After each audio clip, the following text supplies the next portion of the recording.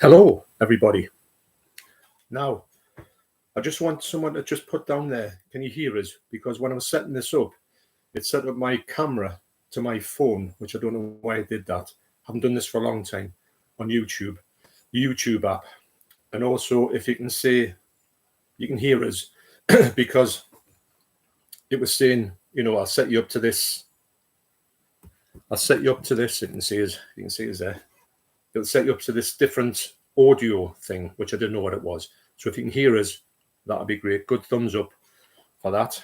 And also what I'm going to do on this video is, if you can hear us, I'm going to just talk about, I thought, why don't we do a stream 2 hours long and just talk about the collection. If you've got any questions about it or you want to know about anything, just ask us, and I'm here and I can pick things up and I can talk about them, and we can have a sort of live stream about that, I thought. And what I will do is on here. So Dr. Winston No Bogey, I'll tell you what, I should have got my glasses for this. I might have to nip and get my glasses really quickly because I'm going to struggle to see this Brum Horror, loud and clear, excellent. Jigster, good morning, John. Brum Horror, morning, John. Nice surprise stream for a Friday off. Well, there you go. I didn't know that, but that's good, isn't it? Hope you're well. Yes, not bad, Paul. Not bad at all. And Dr. Winston Bogey, Barry, I'm doing well. Thanks a lot for joining this stream. Conor Gray. Oh, wow. Conor Gray says, good day from Australia, team. I'm going to have to get my glasses right. Stick with us. 2 seconds. I'll be back.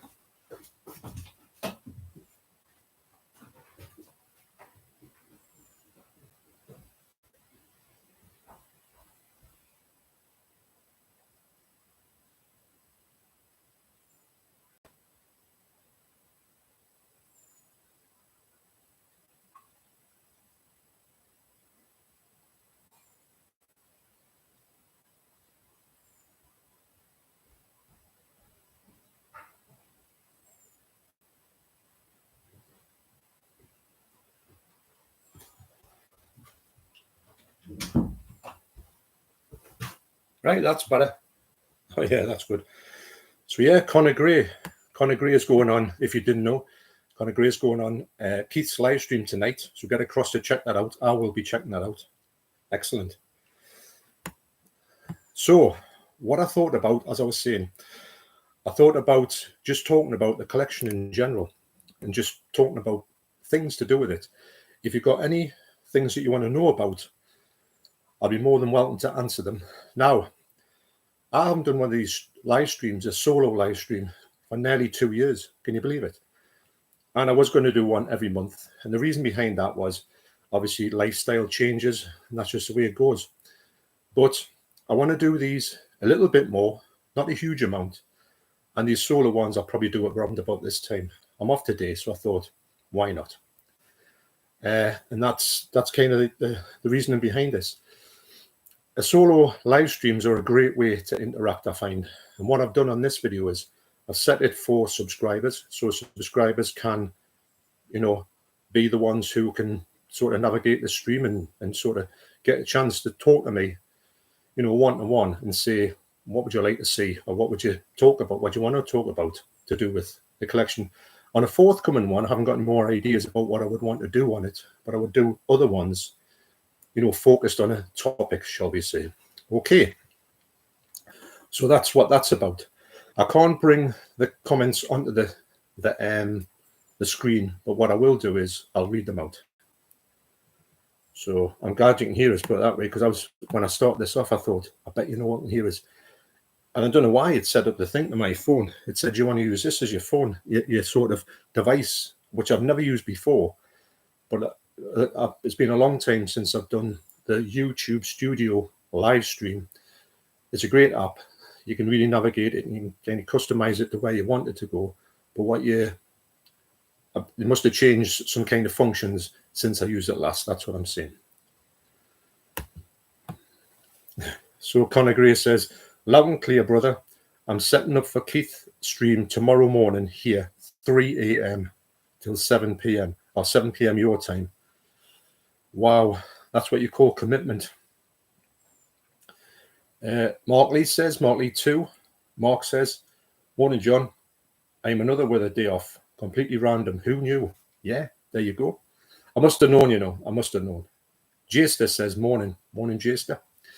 Right, well, I'm going to kick this off. I'm going to go on to 88 films, and particularly the Italian collection. Now, as you remember, when I stand away from this camera, this microphone, which is a noise cancelling microphone, you might not be able to hear us. So if I'm standing over here, or if I go over here, you might not be able to hear us so much. So I'll try and talk as much as I can here. I've got this propped up. I might not be mobile all of the video. I might go and sit down at the end of it, but we'll see. So I wanted to talk a little bit about this. Now, as you know, I've been doing it hasn't been done for a bit. I've been going and doing 5 titles, and I've been talking about them. And when I get to the first 5, there'll be a second part, a third part. I think I've got 2 parts thus far. And that means I'm up to spine number 10. So the next one I'm going to do is starts up from live like a cop and die like a man. Can't read that, even though I've got my glasses on. So that's going to be coming up. So I've just seen some here. It just popped up. Connor Gray, $14.99 super chat. Honestly, Connor. John, I just did the Vinegar Syndrome half-year subscription. What's your thoughts on the subscription? Well, I'll get into that very soon, Connor. And honestly, that is amazing. I can't thank you enough. So really appreciate that. That's absolutely brilliant. That's knocked us out my stride, hasn't it? So I am going to get back to these ones. These ones, well, what I can do is, Connor, because I've got my Vinegar Syndrome over there and I've got this propped up, I can maneuver this and we can talk over there when I talk about my Vinegar Syndrome. That's because I'm kind of mobile. Hopefully, you'll be able to see us, and hopefully it doesn't fall off this makeshift prop that I've got, which is literally 2 suitcases with 2 towels on it so they don't fall off. Yeah, could be the end of my channel when I smash my laptop, couldn't it? Right, so these ones here, I'm so invested. This is my, if you didn't know, you probably know this already. This is my favorite collection in all of my collection. This is just got everything. It's got every single kind of Italian genre film you could ask for. Slashers. It's got, kind of giallos, a lot of giallos, a lot of action stuff, lots of daft space stuff. Alien 2. Alien 2, can you believe it? That's over there, and it looks absolutely fantastic. Now, the main thing I want to do on my up-and-coming, forthcoming ones is because 88 are starting to really ramp it up with the 4K versions, which are over here. The 4K versions, put that down a little bit so you can see what I'm talking about. The 4K versions here are coming out fast and furious. They are amazing. They're still updating this collection. I think we're up about spine number, late 80s. So it just shows you how much they are invested. And this has been going on since 2015. So I've had 10 years of this. So all of this here, apart from the one thing I haven't got is in here sporadically, and that's why I didn't collect them. They were putting slip covers on. I don't know why I went that. Slip covers on some of these releases. Now, these releases are the brilliant slip covers, but I let them go because I thought it destroyed the uniformity of this lot. But from here, they put on slip covers to everything. These 2 here, Navajo Joe, which is incredibly violent, and The Mercenary, which is brilliant, spaghetti western. See, spaghetti western, you can get that as well. These 2 never had slips. So if I was going to collect from here, it just would have been a mess. I would have thought this would look a mess. So that's why I didn't do it. So that's the only thing I've not got when it comes to this. Now, there's going to be a little bit of not a problem. When it comes to some of these ones here, they're going to upgrade them to 4Ks, and I'm in for that. I'm going to get all of them. That's a no-brainer. But I think there's a one, and I'm not too sure which one it is. They're going to upgrade this one here. And it might be, I'm guessing on this one, it might be 7 Bloodstained Orchids. and this is a pure guess, I think they're going to do this one again, but on a big box, but on Blu-ray. I don't know. I've already got it on Blu-ray, but unfortunately, collector's curse, and this is the only one I do it for. I am locked into this one, so I will definitely be getting the upgraded one. This is a great yellow. This one. This is from Roberto Lenzi. He's highly represented in this one. So it's kind of a bit an unfortunate one. I don't really want that to happen. I want, if these all get upgraded in 4K, brilliant. Or the majority of them, they can be upgraded. I'm in for that. But will it be a money pit like some of these things are? It could be. Right, okay, so stick with us. Those things are coming. Now, the reason why they've been not as much as I want them to is because with these ones, if you can imagine it, and I'm not moaning about this, this is just the facts. You get 5 titles and you can talk about them. So you've got to kind of look at them. You've got to do the 5 screenshots from the actual releases. You've got to do the overhead one. They're not time consuming, but they're labor intensive. And then when you come to edit it, it's a big edit to do them ones. So that's why I've kind of put it off, because at the moment with work and stuff like that, you kind of put the big ones, the ones you're going to have to do a lot of, a bit on the back burner. It's been on the back burner a bit too long. So that's a quick, long discussion on why these are taking their time coming out, but they're definitely coming out. I want to do the whole lot because they, like I say, they are my favorite collection in the whole of my collection. Why am I saying that? But Connor, we're going to have a look now at Vinegar Syndrome, and I'm going to talk about that now. So this is where it could go disastrously wrong. I'm going to move it across here. Now, this might go really well or it might go really badly. Let's see. Not bad at all. He says, right, if you hear a bang, you know it didn't go too right.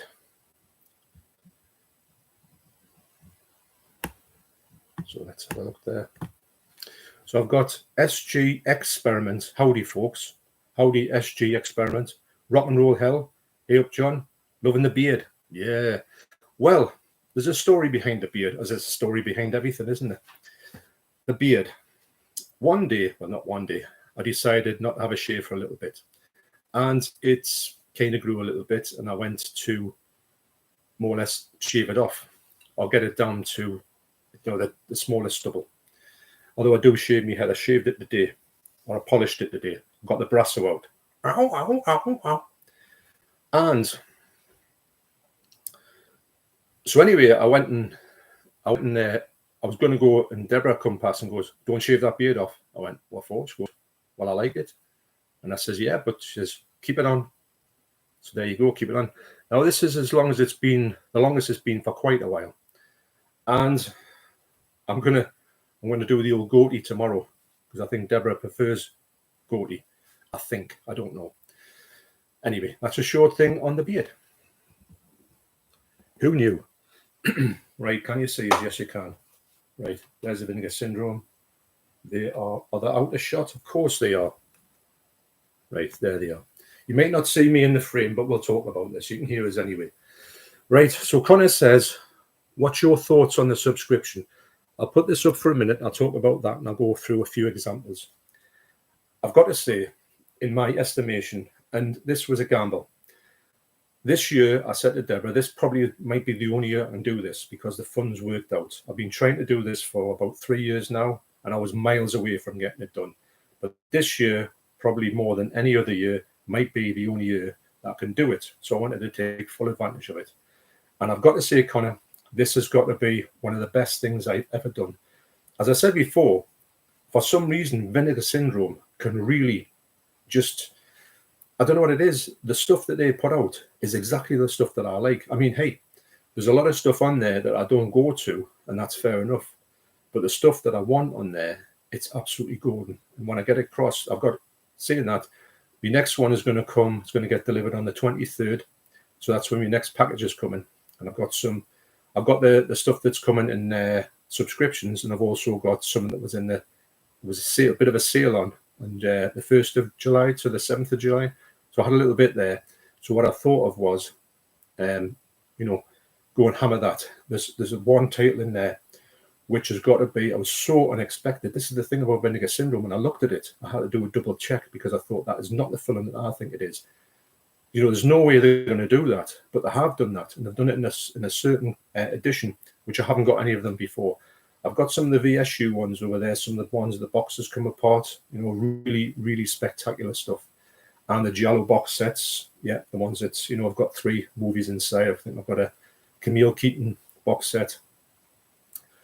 But this one is one of my favourite comedies of all time. I love this film.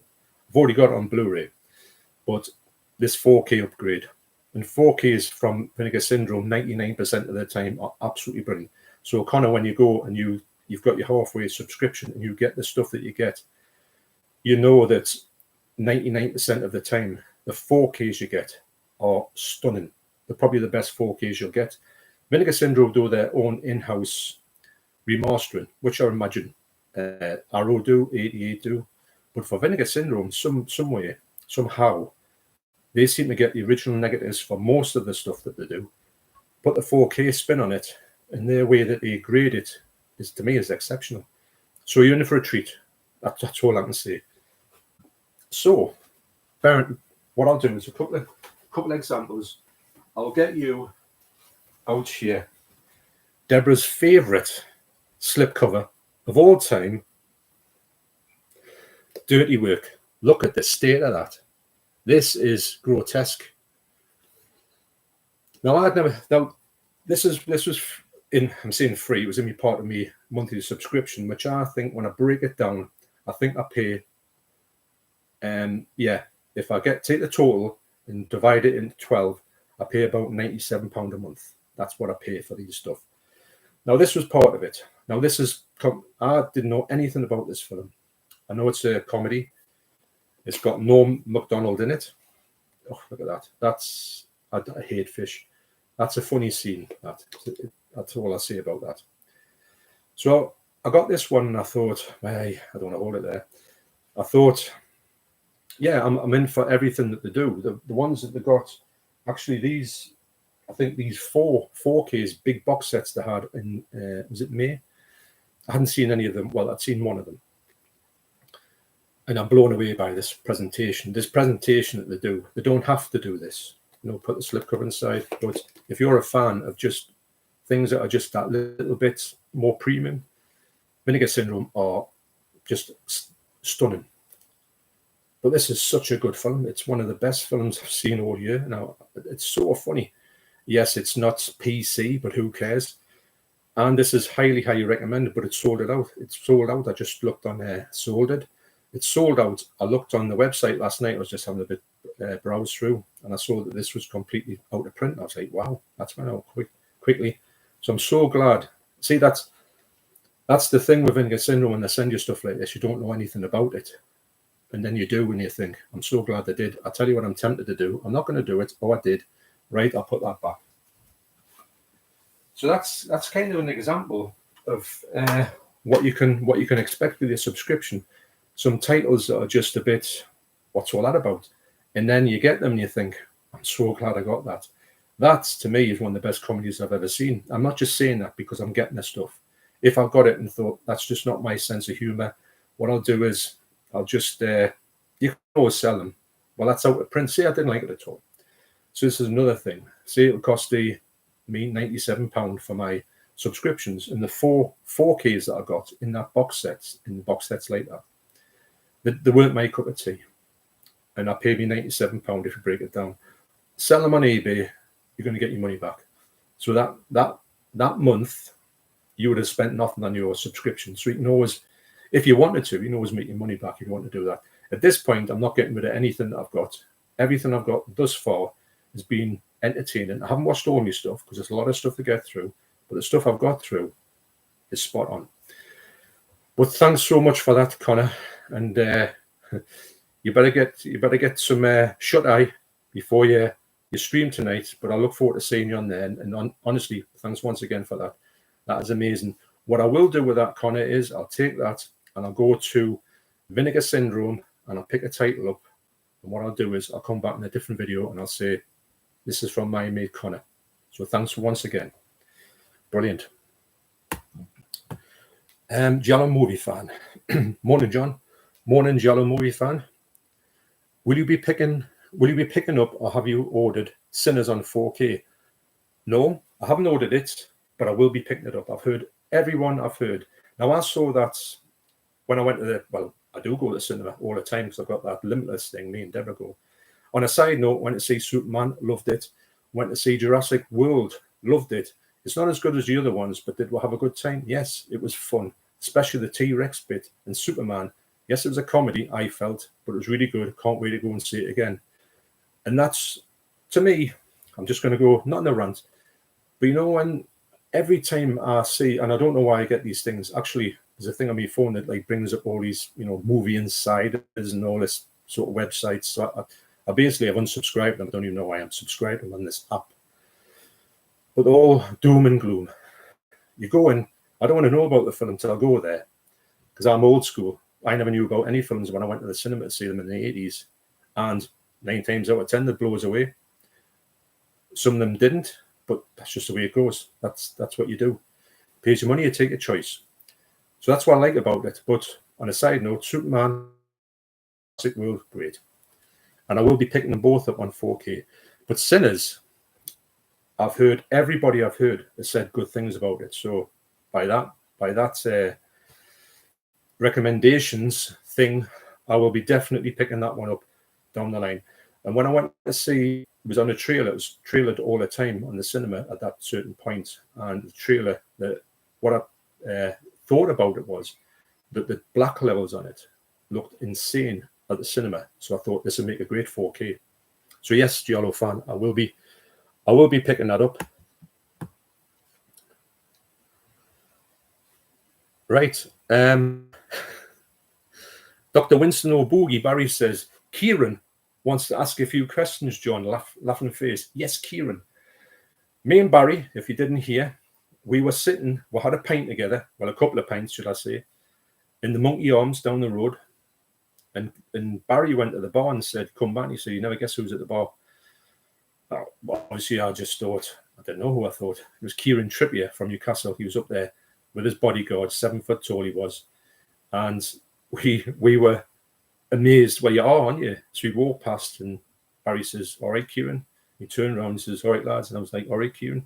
You know, you're tongue-tied, aren't you? Seeing like a local toon legend. But we always have this running joke that is Kieran coming in tonight and that, and did Kieran recognise who we are and stuff like that, and you know he needs to get our autograph and stuff like that. We always have a giggle over that. So yeah, Kieran, I went there the other night and he wasn't there, and I was thinking he's probably loaded up somewhere abroad, you know, playing in the sun. I don't know. Sebastian Althros, Alruz.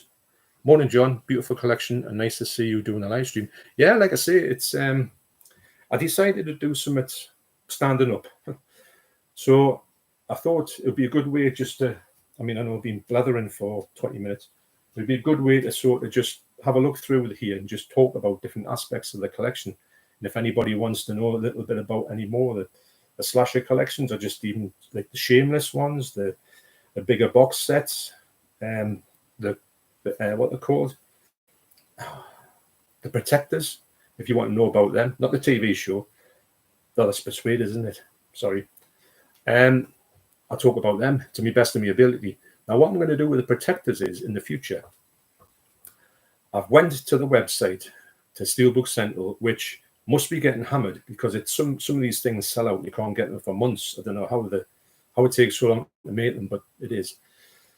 So what I'm doing is I've got like SCF 4s, 8s, 18s, 1s. I've got quite a few of them, but there's still quite a few I haven't got.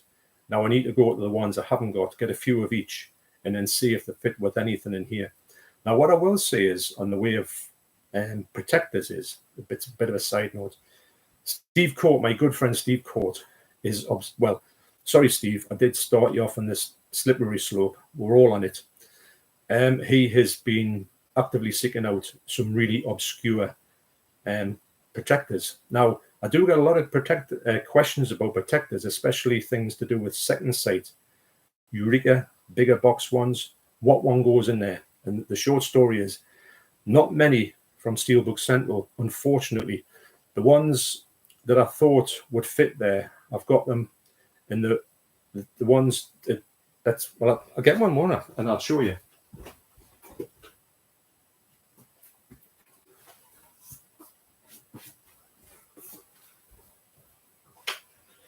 So let's use this as an example.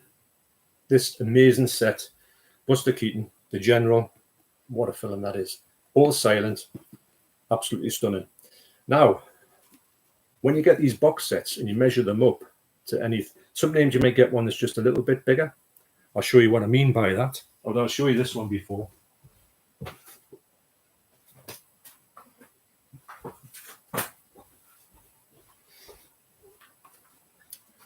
Yeah, the hammer one, you can see it's great, but it's not as flush as I would like it to be. I'll show you one that's probably the best fit on these ones.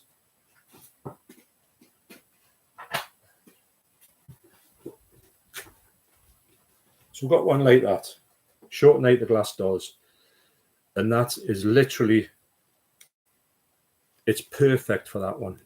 So what I was hoping for with Steelbook Central was to get ones that would be like this, would house these, and they would be amazing, and that would be it done. It's not that easy. Of course it's not. Why would it be? A lot of these ones you'll find, now the thing is with these bigger ones from 88, I thought they would be all the same size as I thought the ones with Arrow that are up here would be the same size. These ones here, now they to me are the same edition, these bigger 4K editions, and they're all just, and we're talking millimeters. This is the most annoying part of it, because when I've got this one, for instance, which I believe is, now it's hard to guess on these ones because they're quite close in them. I think this is an SCF 4. When you get these ones, this one is thicker than the other ones, which are SCF 18s, which will be, the thinner ones are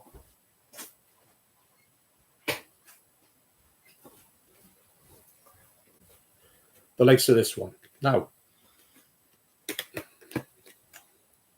you put them together, you can see it there. But to me, personally, with these being in the same collection, you would think that either be all that size or that size, but they're not. And this is your problem when it comes to what they're called, protectors. You've got to be expecting to not go to just Steelbook Central. Now, Steve Court is in the process of going through another company, and he's getting, they would be made to measure to your, if you say I want to fit this one, we'll make it to measure this one, or one's exactly the same size as this, if there is any. I think there would be.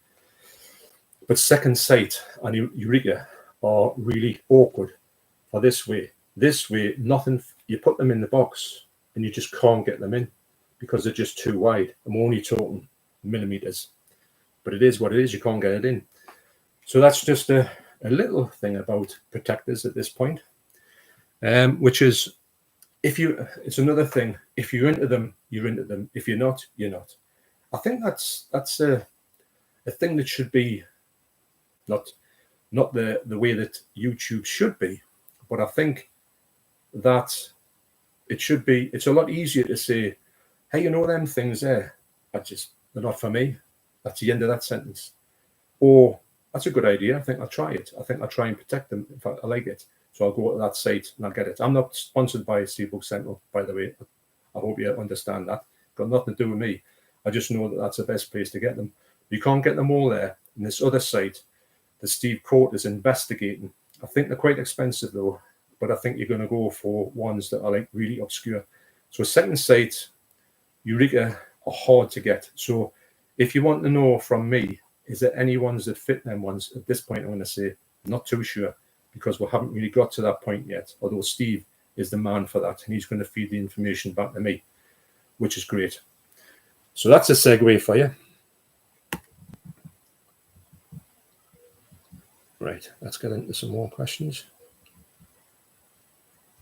Danny Jukes, hi. How are you? I am good. I'm glad you're doing good, Johnny.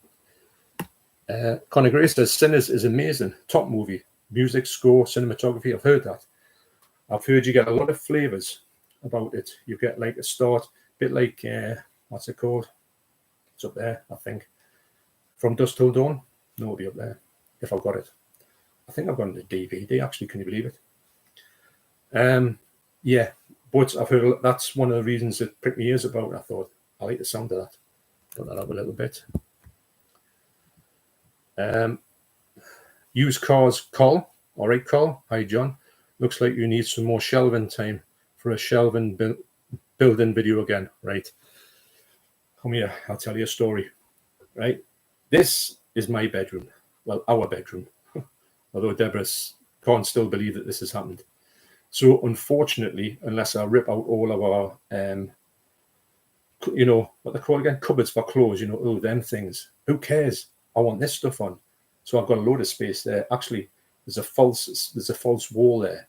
If I knocked it out, it wouldn't, or a false bit above the cupboards. If I knocked it out, I'd have some, God knows what's behind it. I'd have some space there. But I'll tell you what, the Debs will not go for that. She's still tutting every time she looks at this stuff. And I can believe her, because it is kind of her bedroom as well. But, you know, well, she has a laundry basket. What more does she want? Yeah, so I would love to. The short answer is I would love to. Now, my son, who lives next door, he has got a bigger room than this, if you can believe it. And there is loads of places. The walls for me would be ripe to put all this stuff up. And kind of, well, I would say to Deborah, I'll move into there.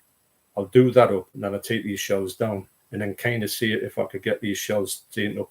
There's no way on earth that's going to happen. So what I'm doing is I've been going through these quite a lot recently.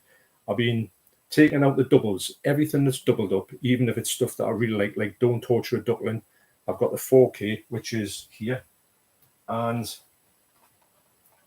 unbelievable. Now this is going to go up. This is when it comes to the whole, where do you put these things? This one is going to go up there. This is where I keep the Arrow 4Ks that are just standard size. I would love it if this was a big box, because that could go next to the other Fulsey stuff there. But it is what it is.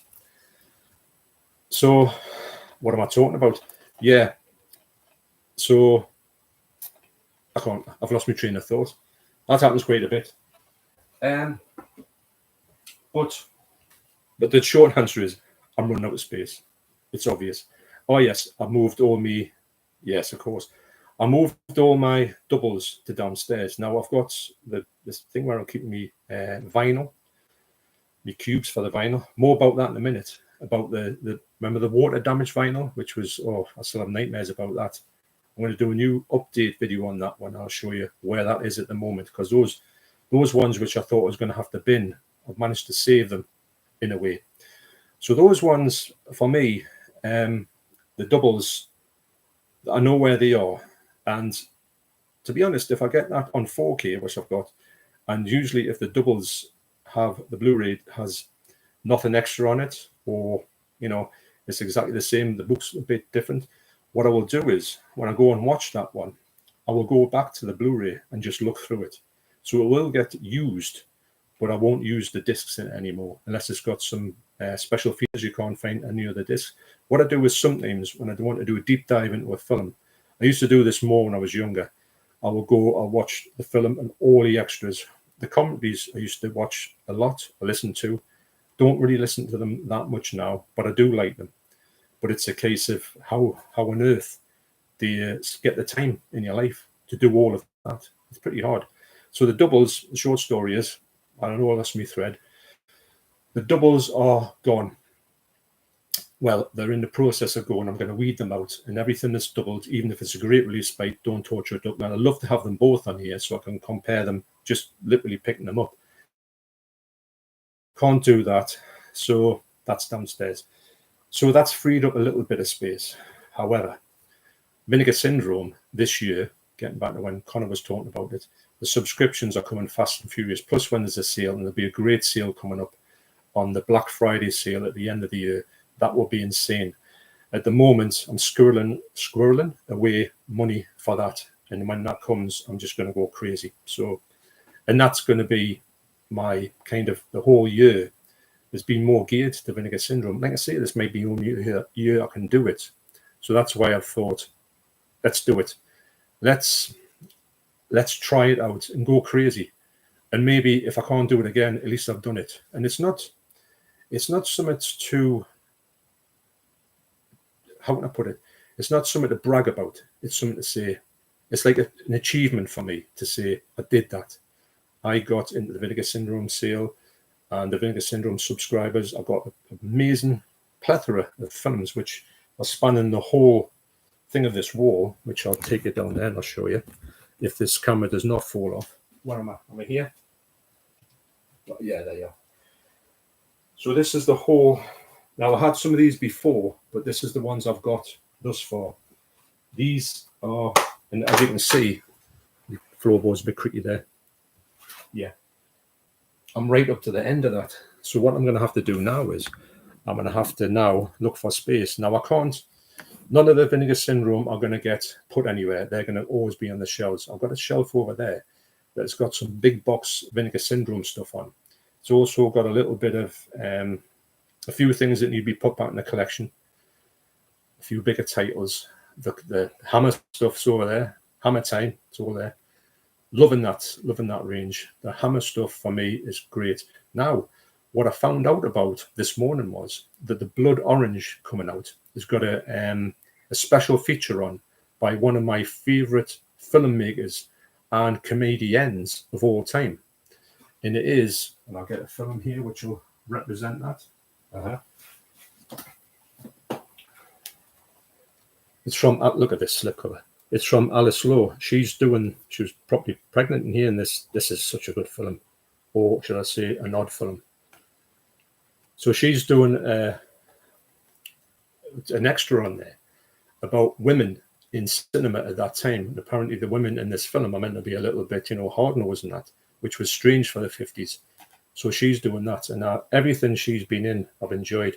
I think she's so funny. And she's got Sightseers. Remember Sightseers? The Ben Wheatley film? What a film that is. Sightseers is amazing. If I can find it. Here's me talking about where I know everything is, and I can't find this film. Oh, yeah.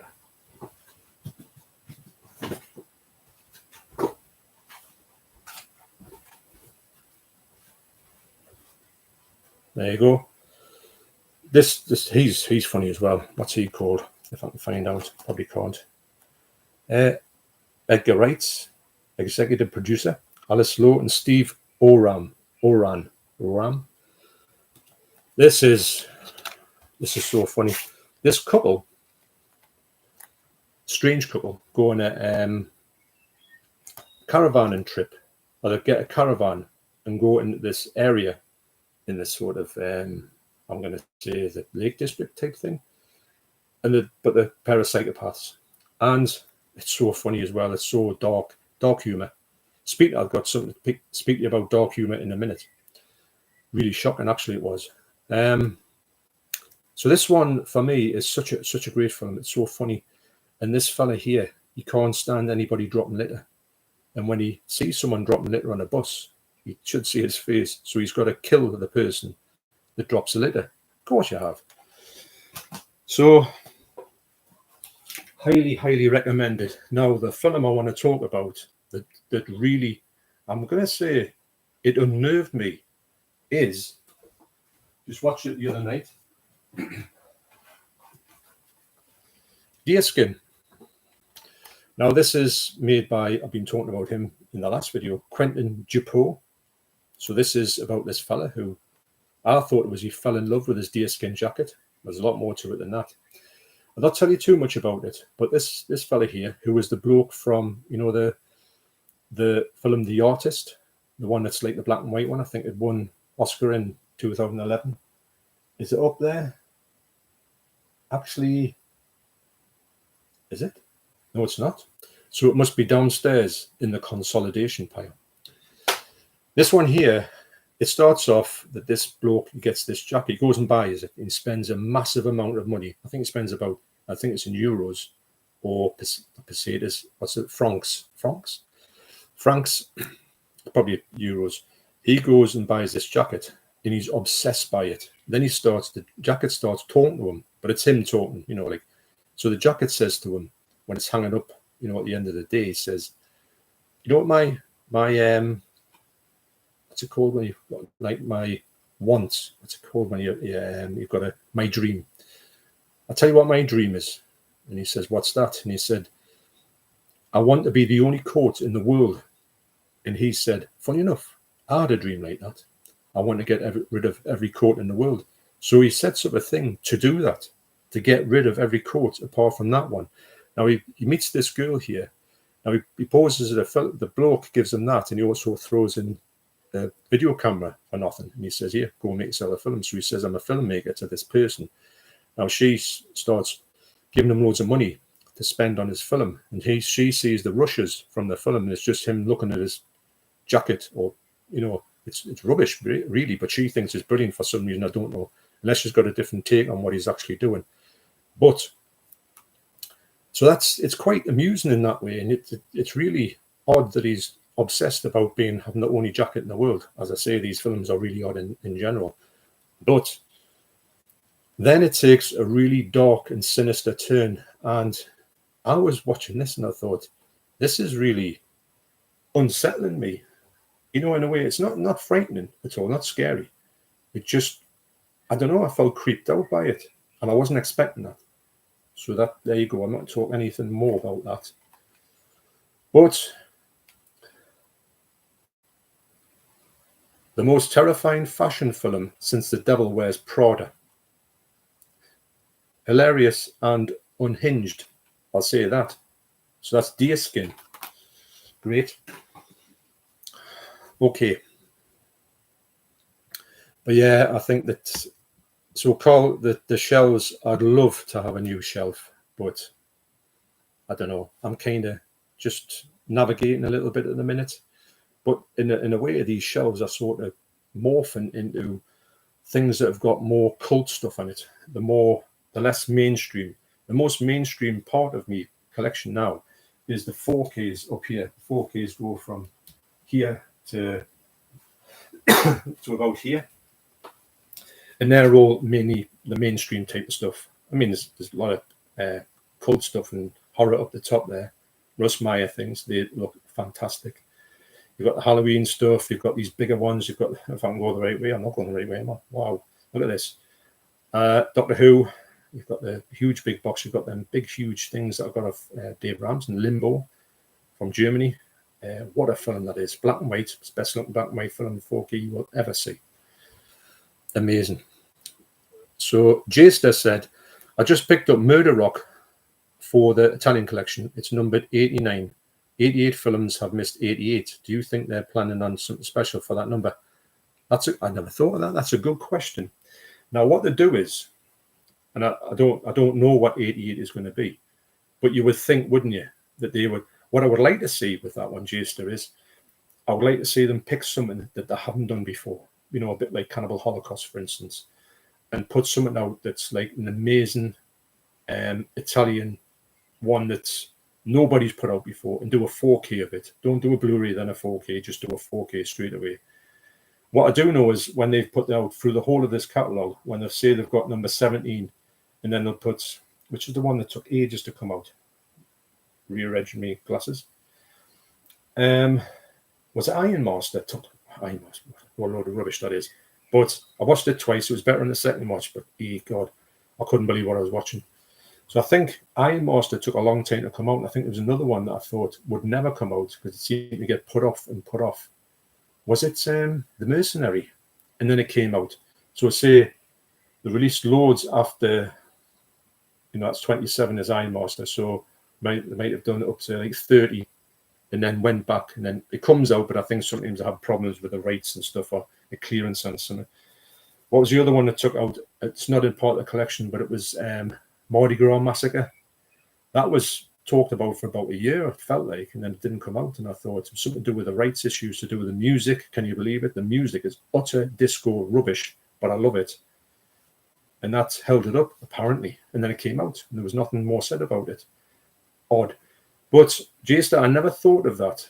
But that's a really good thing to have, to say, this could be something special, but I've got no knowledge. But I would like to think it would be a missed opportunity if it didn't, isn't it? Yeah, excellent comment. Next up is Wrestling Arcade. Hey, mate, I love your channel. Well, thanks a lot.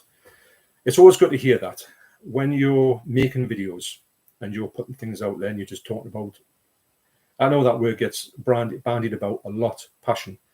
I mean, this is, as you can see, it's a passion, isn't it? It's not something I just said, oh, I think I might collect a few Blu-rays and that's the end of that. I'm not saying that you should, whatever it will be, and you've got a passion for it. It kind of, well, it shows through, doesn't it? But I would like to think that this is something that I've wanted. But the other thing is, this is something I've wanted to talk about for years and years and years. As I've said loads of times, and loads of people on channel say the same thing. You go to work, you go to friends, you go to family. You talk about this stuff and they're falling asleep after your first sentence. But you come on here and people want to know this or they want to talk about it. So it's a winner, winner. Chicken dinner, as they say. So, yeah, so thanks a lot, Wrestling Arcade. Your son was huge into wrestling. In fact, he's got those wrestlers in the loft. He asked us to get them down the other day. He's 29, by the way. So Barry says, are you picking up the old Dark House on 4K? Got mine yesterday, mate. Now, over here, I've got the Blu-ray. Excuse me. Where is it? I'll keep on talking when I'm looking. You know, I keep going on about how easy it is to find this stuff. And then I go and I can't find something. Here we go.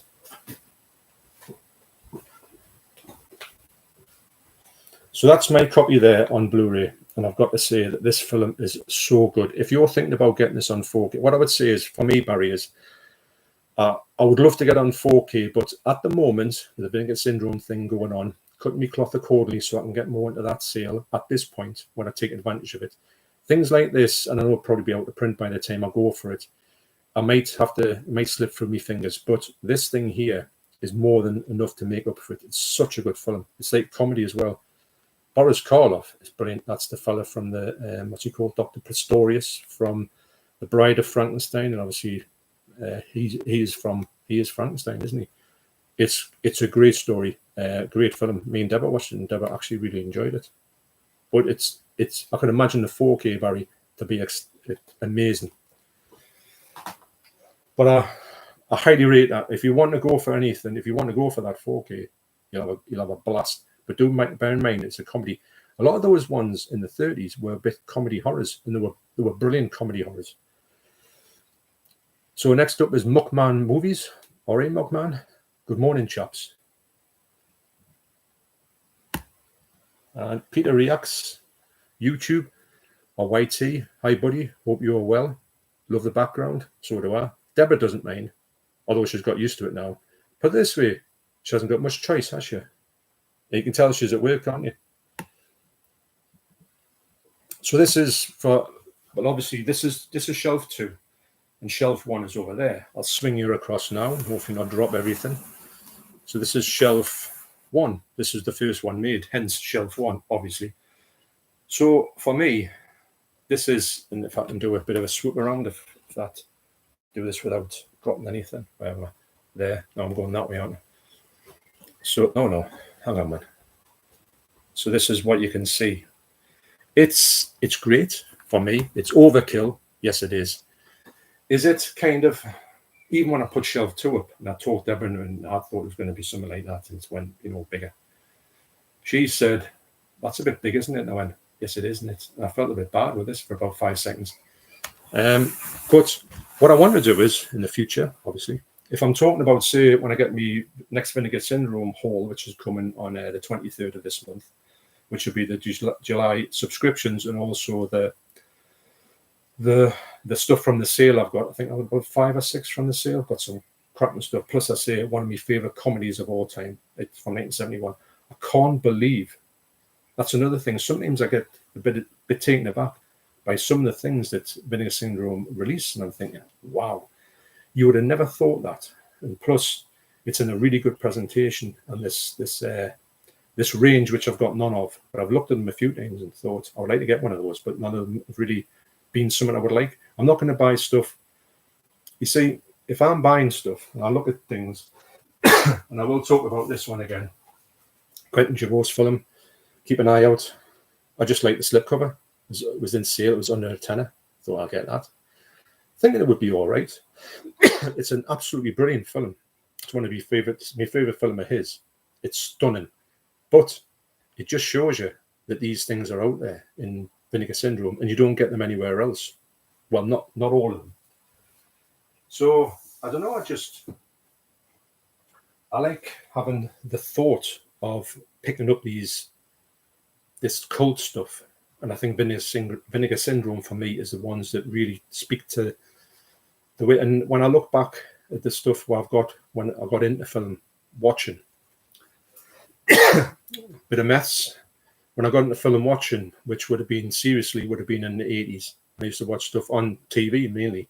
You got the stuff that was playing, like Eraserhead, and you thought, I just love that type of stuff. Things appeal to you, silent movies, which didn't appeal to me at the time when I first saw them, when I used to put them on in the horror section. Late at night I had the double bill. Sometimes I put like a horror classic on, like Phantom of the Opera or Cabinet of Dr. Caligari, which I love now, and got on 4K over there. That's another thing, isn't it? 4K film that's over 100 years old. I love stuff like that. I love restoration. When I'm looking at stuff on YouTube, I'm not standing here. It looks like there's something coming out my head.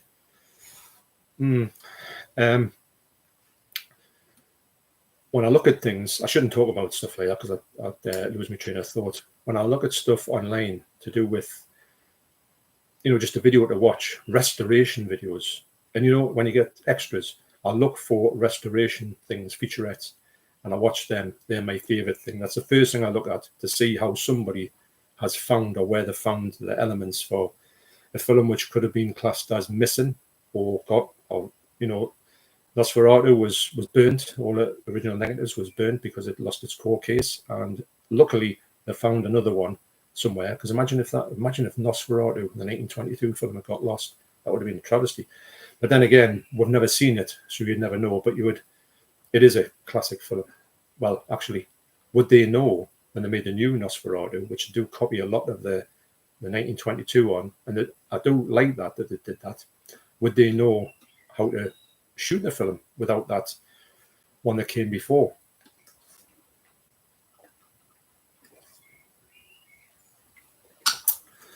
Outside, I'm watching my neighbour putting a hanging washing up. There you go.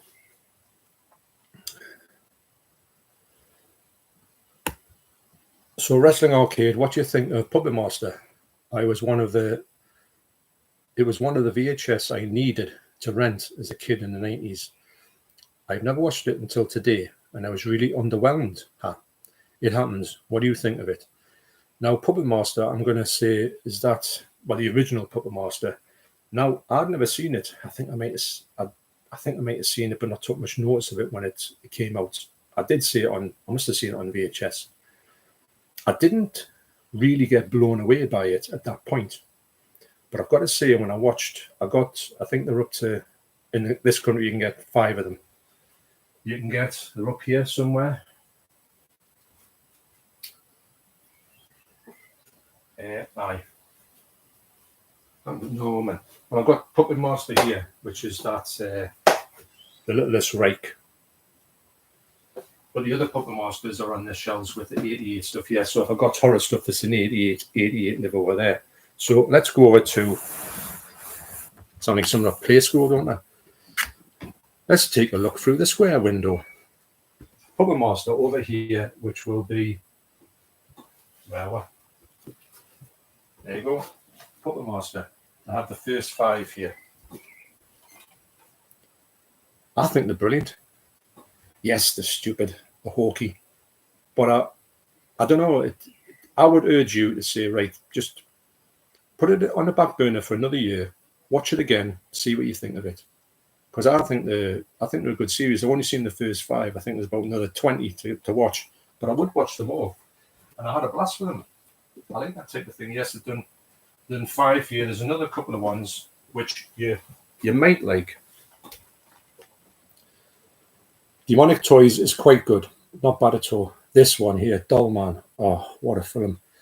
It stars Tim Thomerson, who is brilliant. He stars in the Trances movies. Trances movies are utterly brilliant. They've only got the first 3 in the UK. I would love to do a box set of Trances. I know they've done the 4K of it. I don't know. I'm on the fence with the 4K. I think the 4K might be. I've heard the one that was released in the UK, not the UK, the US, wasn't that good. So I don't want to get one because it'll be Trances here. We 3 Trances here are perfectly good, perfectly, watchable. Trances 3, Death Lives, brilliant. Jack Death. Where's the one where it's got? So you got Trances, excellent. That's the one that's in 4K. Picture quality is pretty good. It's pretty good in all of them.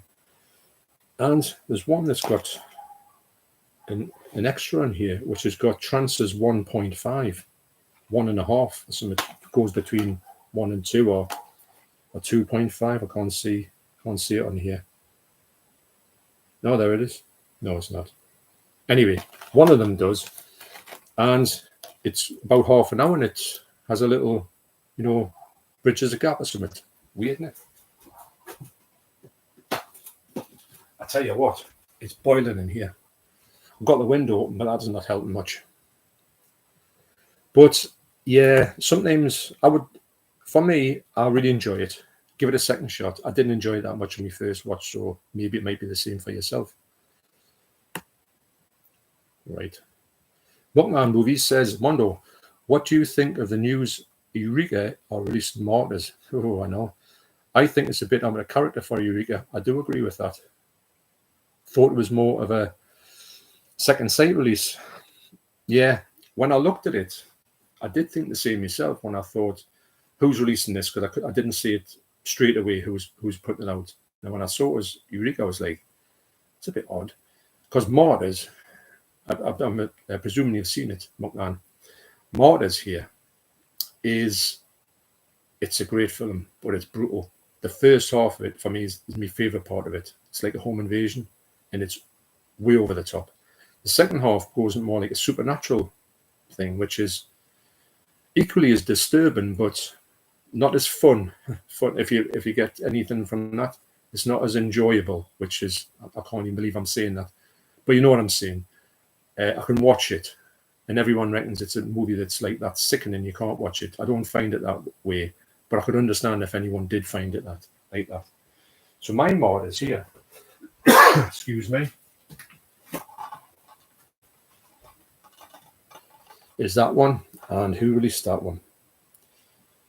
I don't know who. Optimum. Is it Optimum? Yeah, Optimum. So maybe, I don't know, maybe they've got some kind of, if they hold the rights to it, and see maybe the bedfellows with Eureka, not with Second Sight. But I do agree with what you're saying. It's an odd choice for that, isn't it? So I can thoroughly understand what you're saying with that. But with if it's Eureka or it's Second Sight, it'll be a stunning release if you like that. If you like that sort of thing. Will I be upgrading? Might upgrade. I'll see how that goes. If it looks like it's going to sell out, I might do it. I like it enough to see it on 4K, but it's not the most. You get a film that looks grubby, and I think it's meant to look grubby. So would you want a 4K of it? That's what I'm saying. But I know the 4K box set will look stunning. Laundry basket, yeah. What more does she want? What, man? I'm sitting here, right? My stuff. Now, this is the thing, right? My stuff is on the wall here. It's right out the way. It doesn't encroach on the room apart from... I'll do that. That's the only way... that's the depth of it. It only comes out the room. However, the laundry basket comes out that much. Need I say any more? Don't tell I said that, by the way. Peter reacts, YouTube, hi buddy. Hope you're well, love the background. Yeah, so do I. It's great. There's nothing better, in my opinion, there's nothing better than when you've got your movies set out.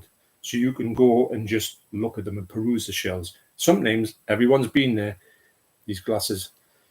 You go and look on your shelf and you think, oh, I'm gonna watch a film now. And you look and there's that much looking. Yeah, I want to think, what about that one? What about this one? What about that one?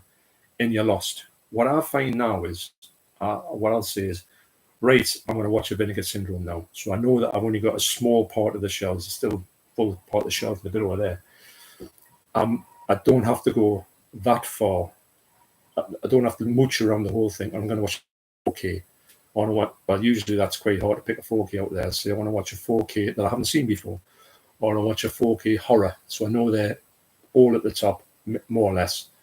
I want to watch a John Carpenter film. So I kind of break it down. But it's great to have everything, because there's nothing, I'm saying there's nothing worse. But I know that I've tried to put, when I go down my cubes where my vinyl is, more about my vinyl in a second, I keep talking about that. When I go down my cubes downstairs, I look and I say, right, I know where, see, I know there's a horror section, I know there's a bit where there's a lot of ones that are like double dips. I know kind of where they are, so I can go mooching through those. Might not even have to come up in the shelves. If I fancy having a look through and say, oh, that's one I haven't thought about for quite a while, I'll have a look at that. Or I want to watch a horror, or I want to watch an 88, or I want to watch one of these ones, because I haven't watched these all of these ones. There's still about 3 or 4 that I haven't watched. I think I'm going to go and watch them ones. Or I want to watch, what's my worst film I've got in here? What's the film that I didn't like before and I hated before, and I'll watch it now? Maybe I got it on a blind buy and I thought, what the hell did I get that for? And then when I watched it, I think I'll give it a try, because I didn't like it the first time around. The one that took me the longest to get into, and I stuck with it 4 or 5 times, and I never got through the whole thing until I got the 4K. And then it kind of, not saying it's just because it was a 4K, I thought, right, everything off, lights out, no one in the house, put this on. Citizen Kane blew us away, because I don't know, I just needed to concentrate on that film. I thought it was some kind of weird highbrow thing. It's not at all. It's about Rosebud. Oh, what a film that is. Really wants. And then another thing is, when you're talking, when I'm doing these from here, and you've got the things in front of you. See, I'm just looking there, Tommy and the T-Rex. I've been trying for ages to get Deborah to watch that. I love that film. That's another one that's not from Vinegar Syndrome, but it was on Vinegar Syndrome. That's why I heard about it first. There was a 4K come out of it, and I thought, never heard of it. They've done a 4K of that. That's when 4Ks were just starting to come out on cult releases. Don't you find that when these things came out, maybe in the past, when you got DVDs, and then you got the Blu-ray jump, it was all the usual suspects, not that film, but, you know, all the ones that would be the heavy hitters. Like, I'm looking around here, like, say, franchises like Star Wars, Star Trek, they were going into the Blu-ray medium. They would do all them ones, but the cult stuff was held back, because the cult sort of people who put the stuff out didn't want to make the jump. And then when they're starting to make the jump, that's when I thought, I'm getting a Blu-ray player. Same with 4K. 4K come out, and they were starting to put out, you know, all the usual ones like 2001. Fair enough, that's a great film. But, you know, the ones that are not the ones that I want to get. Mainstream, I should say. Although 2001, I think, was the first one I ever got on 4K. It was in June. I haven't got a great memory, but I remember these things. June 2000, I remember all of the rush stuff that no one really cares about. You know, when Deborah says, what about this, what about that? I go, I haven't got a clue. But if she says to me what happened in June 2018 when we went to Edinburgh, I say, I bought 2001. Yeah.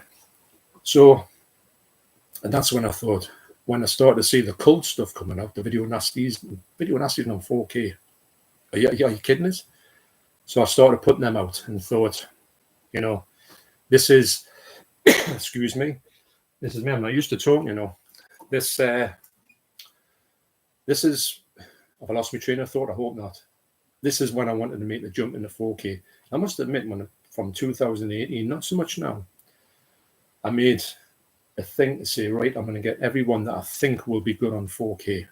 And for the most part, I think I've got ones that were like really good and like massive jump ups. I didn't really buy ones. I was trying to get ones that hadn't got, or the cold stuff. I was probably upgrading them. But the likes of Blue Underground as well. Blue Underground's up there, and I've got some Shout Factory ones as well. I got John Hall. I want to make a video about them. This is a long overdue video. I think I may have shown them in a past video, but when I've always wanted to rank these things, because the ones that John Hall gave us on 4K in I think it was last year, but they are astounding, and I want to tell you on a video what they are. If you haven't seen that video, you probably won't remember them, but I'm looking up there, and one was better than another one, and the one that was the top, I didn't think it was going to be the top. I thought it would be average, not average, but good. It was one of the best things I've ever seen in my life, and I don't think it's available over here. I don't think. But that's a forthcoming video. You'll hear that a lot on this video. I've got a list as long as my arm. The only thing is time. Yeah. So, Delboy, 3K1's Retro Zone. Hey, Delboy. Hello, Mondo. Hello, Del. Great stream. Steelbook Central do a great covers as protectors. Yeah. We know, but sizes are limited. Yeah, they are. I was saying that before. That when you go on and that's it, right? I'll go and get. I think I need some SEF ones, so I'm going to go and get some of them. And you're looking to see, you're not in stock for another 2 months, and you think you're joking, aren't you? So I would like to get the ones I wanted straight away. Now, another thing I'm going to talk about with my vinyl in a moment is going to be the protectors I've got for them, because really my vinyl thing that got trashed with that flood, and I would say 70% of it got absolutely obliterated in a fashion. But I'm going back to them now. I'm in a real vinyl kick at the minute. I think I was on a massive vinyl kick in the start of 2024, and I went crazy and bought out all my favorite albums on vinyl, and they sound spectacular. What I'm doing now is I'm going to go back to the damaged ones, water damaged ones, and see what I can resurrect. And some of them are coming up pretty good. The vinyl usually will come up not mint, but not far off it, because I didn't, hammer my vinyl. It was just, unfortunately, the covers to a certain extent are either absolutely trashed or not that bad. But I'll show you in a minute about that. As I keep saying, do you know other companies that might fill a gap? At work now, but great work. Oh, work, I'm so glad to be off work today. I was saying before, I don't know if you saw the start of the stream, Del, that a friend of mine, Steve Court, is going to another company in America, and they do ones that are absolutely custom built to the ones that you want. Say, for instance, you can't find something to put, just picking one off the shelf, to put the guest in. It's done in release, but it's just a bit too thick, or it's a bit too high, or usually it's that way. That's the problem. It doesn't fit in that way. You will go to this. I don't know how it works, because I know Steve's got a few and he's showing them to us. I think they're quite expensive. But say, for instance, you know there's only the guest. There's the only one that's this size, for instance, and you could go to this company and say, look, I want a one that fits this, or they've got one that fits the guest, and you buy it and it just fits this one. You're done. A bit expensive than you would probably want, but if you want to collect, if you want to protect these ones that are, outstanding, then that'll be a way to do it. At the moment, I know that that's a thing that Steve's working on. I'm not too sure what they're called yet, Del, but when I do find out about it, I will make a video on it, definitely. And but Steve is my person. He's not my person. Like, I haven't made him do it. I've influenced him, which he said, you started someone off here. I went, sorry about that. But he is going to do the donkey work for us. So I really appreciate Steve doing that. And but the stuff he's got looks absolutely amazing when they are put into boxes, as I think they are. It just adds that certain plus as well. They're never going to, I'm not going to say I'm going to drop it, but if you did drop it and went dink, that's the end of that, or that's the end of it looking minty fresh. So for that reason, not that I do that, I hasten that, but I'm so glad that that Steve's doing that. That's a short story of that one.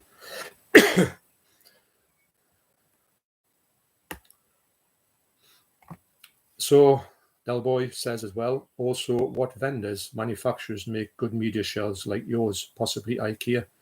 Well, Del, I made these myself. I made them. when I first started looking at YouTube, like as a thing to watch for people collecting stuff, I used to see a few channels had this type of shelving on it. I thought, this is amazing. How do you do that? I think I saw, was it Cereal at Midnight? I think I saw him talking about how he built his shelves, and I thought, I like that. I think actually Jeff from Films at Home as well, he had put a shelf together like that, maybe off, I'm trying to think what he's called, from Cereal at Midnight, but you know what I mean. And it's so easy. Well, I'm saying so easy. It's so cheap. It's so easy. These cost us. I chucked them up in about a couple of days. I took my time with them, and that one I think that took a day. So, and I think that cost about £60. This has cost about £70, and that's it. It's done.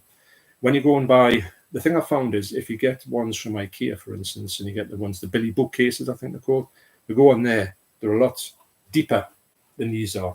These take up, as I've said, they take up that into the room, and I think the Billy bookcases will take maybe that into the room. You know, you can see them sometimes you can put two lots in the same thing. Excuse me. I mean, but I haven't got this would really encroach on the room. That this isn't anyway, but in my eyes, it doesn't. Imagine waking up and just looking at this. Isn't it great? I keep saying to Deborah, oh, look at that. And she's like, Anyway, but I'm not too sure. Personally, I wouldn't send you to a shop. I would say custom build. It's not hard to do. I've got a video on your channel somewhere where I'm putting things up to do with, I'm putting my CDs up. So you can make this, if you wanted to put a wall of CDs, you can do it. You can actually put VHS in it. You just got to put these gaps the way you want and then put them across. And I was saying that when I'm looking at this one here, and if you can see this one. Yeah, you can see these ones. I'm standing right here. If you can hear us. These ones here are so close to not fitting. They're just getting, they're really tight. So I've got to, and I've done it before, I've got to like move them up a couple of milli. Now, I know I can get them up. I've got a bit of space at the top.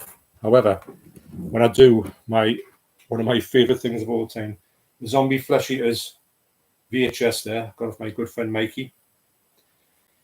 That'll have to move down to the bottom because the top and also Man-Eater and also Star Trek, the original series, will have to come out and go down the bottom because I've got to put these up a little bit and they won't fit. That's a small price to pay to get extra space. So it means that obviously when you put these protectors on, you're getting just a little couple extra milli.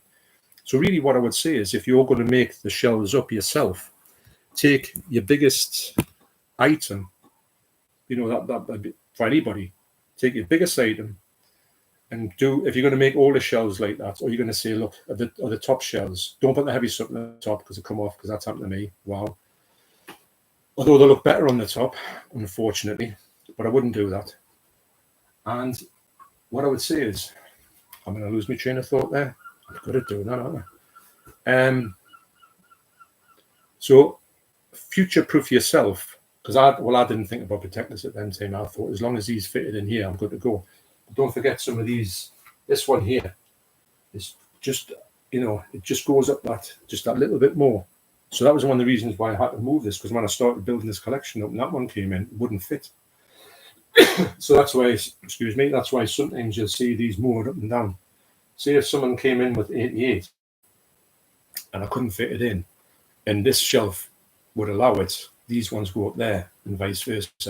So that's happened quite a bit. I'm sure you've seen that in the videos that you'll say, well, hang on, these should be up there and they're down there now, kind of thing. But I would advise you to go to just make myself. It's much cheaper. You can put this up.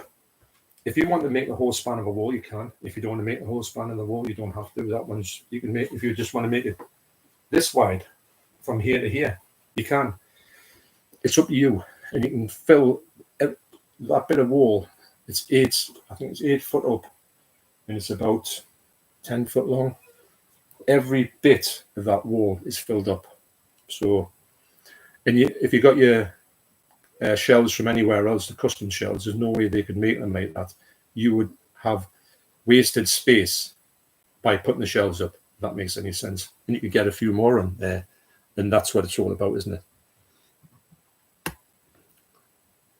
Barry Pook, hi John. Yet another new Hammer release on 4K coming out soon. Good to see you. Good to see you, Barry. Yeah, I haven't got Queen of Mass 2 yet, but I will be getting it. And Blood Orange, I haven't got that one yet, but I will be getting it very soon. So Marcus, X-File 2708. Morning, Marcus. Morning, John. Nice to see you live, matey. Hope you're doing well. Yeah, I'm doing okay. I've had a busy week at work. This is another reason why I thought myself I wanted to get a video out.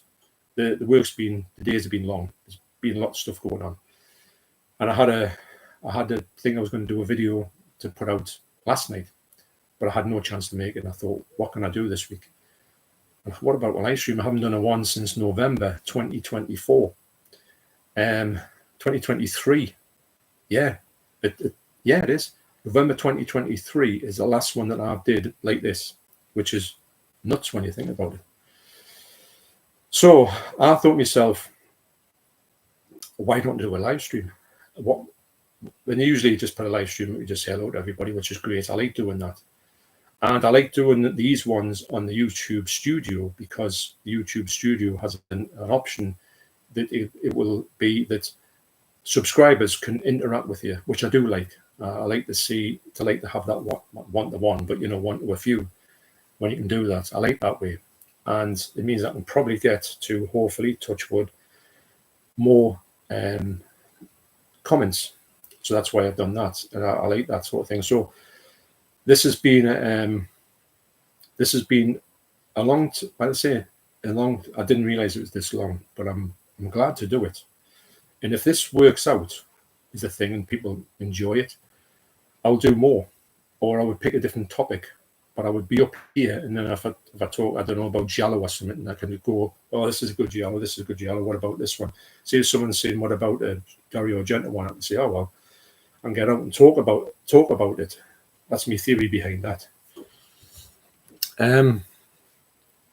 So Muckman Movies says, I love Sightseers. It's absolutely brilliant. I have an incredible limited edition frame print by Ollie Moss. Wow. That's a good thing to have.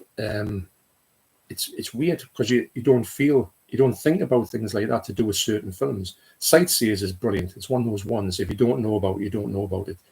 It never comes out in a chat, but it's so good. As Muckman said, it's just absolutely brilliant. It's so dark as well. The ending. But yeah, so that's amazing, that. And Muckman also says, I use IKEA Billy bookcases, Delboy. And Delboy says, cheers, Muckman. Now, I'm not saying anything bad about them. But if you want to get shelves like mine, you've got to make them yourself. That's what I'm saying. Excuse me. I never talk in the morning, I'll keep this with us. But I know the Billy bookcases are sturdy. That's another thing. These are sturdy, weirdly enough. Apart from if you put anything and it pulls them off the wall, don't go there. That's my tip for you. If anyone's making them, don't do it. Even though they look the big ones, that one, I've got bigger ones up there, but they're not the big box sets. The huge box sets, the Short Scope 1 and 2, the Arrow Video Store. I've got some more bigger, the wider ones, like the House box set from Arrow. They're on the floor because they're not going anywhere. Liam F says, hello, John. Hello, Liam F. Muckman says, another great fashion-related horror is Peter Strickland's In Fabric. Yes, I haven't seen it, but I wanted to get it. I'm sure I've taped it. Well, taped it. You don't tape anything these days. I'm sure I've downloaded it on Sky Movies, unless I've taken it off, to watch that. And I've heard great things about it. A fantastic British giallo. Oh, I didn't know it was giallo, so that's piqued my interest. So Wrestling Arcade says, thank you for answering. Excuse me. No problems at all. It's, this is great to have a chat, and no problems about answering anything. Now, talking about answering stuff, as I'm the unfortunately, and I've talked about this on a previous video, the downside of having MS, well, I don't think there's any upside to it, but one of the downsides is, the main downside is fatigue. Now, if I've been to work, now I'll put my video out and I'll get some amazing comments on the videos, and they're brilliant. And I want to answer them all. Of course I do. And I will answer them all, but it'll take us a bit of time. If I've got a day at work and it's smashed my brain in, and, you know, it's pretty full on, when I come back, I've got to have a sleep. There's no way about it. So I have a sleep, have me tea, and then me and Deborah watch some telly. At the moment, we're watching Not Going Out from the start. We watched the last couple of series. Now we've watched them all from the first ones. Love it. And so, unfortunately, answering the comments it's not taking the back burner, but it's taking us a bit of time to get around it. So just bear with us. I will answer them all. I do read them all. It's not. I don't want to be somebody who just reads them and likes them and then said I've read them all. I want to answer them, because some of the questions I get are just really good, and you get a good bit of I learn a lot of stuff from the comments. If someone says, "Oh, did you know about this?" I'll say, "I haven't got a clue, but thanks for telling us." And Wrestler Arcade says, "My wife Rebecca says hello." Well, I tell you what, hello to you, Rebecca. And in a weird, now this, and I'm not just saying this because you're on this, you're there, Rebecca. My son Matthew, obviously you pick names out for him. You know, we had a few names. We had Lee, which was Lee Perry, Lee Scratch Perry. You know, that's, you don't want to put it out if it's got a negative connotation, not negative connotation, but if it goes to school. I don't think anyone will know in a school about Lee Scratch Perry, but they might say, "Oh, here comes Lee Scratch Perry," may get a nickname, Lee Scratch. That's a far thing. But anyway, when he was born, and it's actually on camera, on video camera, this, when Deborah had the birth from hell, and I was sitting there, I was out of my mind on gas and air, because what a bloodbath that was. Anyway, he was all right. So she's in a bath. The video is not in the bath, it's just facing the wall. So Deborah says, "What about Matthew John?" And I went, "What?" She goes, "No, what about Matthew John, not Matthew John." It worked better in my head. She says, "What about Matthew John?" Now, when you looked at him, he was a Matthew. And so that was that. But if he'd been a girl, we had a list of names. We had Lee actually you could have done Lee for a girl, couldn't you? Of course you could. So for a boy, we had Lee, Andrew, Matthew, and I think another one I can't remember. It would have been great to give him some really, not horrendous, but like Sky Doozy or something. But you've got to be one of them. You've got to be David Bowie or Mark Bolan to do something like that. Roland Bolan and Zowie Bowie. Wow. So, but anyway, Rebecca, I'm getting to the end of the story. One of the names we had, if he was a girl, was going to be Rebecca. It was Rachel, Rebecca, and another name. So there you go. So my son, if he'd been a daughter, could have been called Rebecca. Anyway, thanks for saying hello. So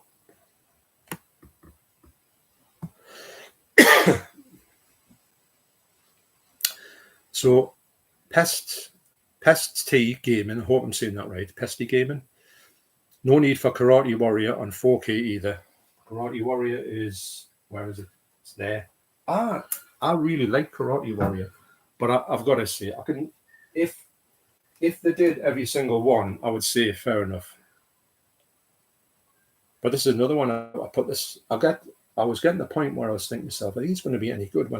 I thought they were going to be ultra horror, all the way through, and then they start putting Jallos out, which is great. Started putting the cop films out, Polisti Attenzi. I can never say that word, but that's the real word for them. A few of these futuristic ones, these, I'm going to say sci-fi ones, but they're not sci-fi, they're just like crazy action films. And then this type of thing is a bit like Karate Kid. Never heard of it. Well, what a film this is. But I can understand what you're saying, Pesty, that if they do, I don't know, it's got to be I don't know, well, I'm tied into it, I am going to get it. But if they didn't, say, for instance, I'm saying, they're doing some great 4Ks, I know they're upgrading some ones. I do want to see them putting out proper new 4Ks, like they've done with a couple of these ones. If they left this one at a Blu-ray, I wouldn't mind. That's what I'm saying. But yeah, it's enjoyable. It's really enjoyable. What's the worst one? And I've said this before. If you want to know, the worst one for me is Iron Master. Great cover, but the movie is just Umberto Lenzi. It's got the amazing George Eastman on there, who is Anthropophagus, the beast, all 7 foot tall of him.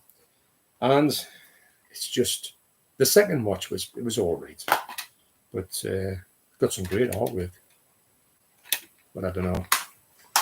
I was a little bit like, when I first watched it, I couldn't believe how rubbish it was. I was like, and I like bad films. There's some films that are really so unbelievably trashy in the Vinegar Syndrome stuff, but I just love them.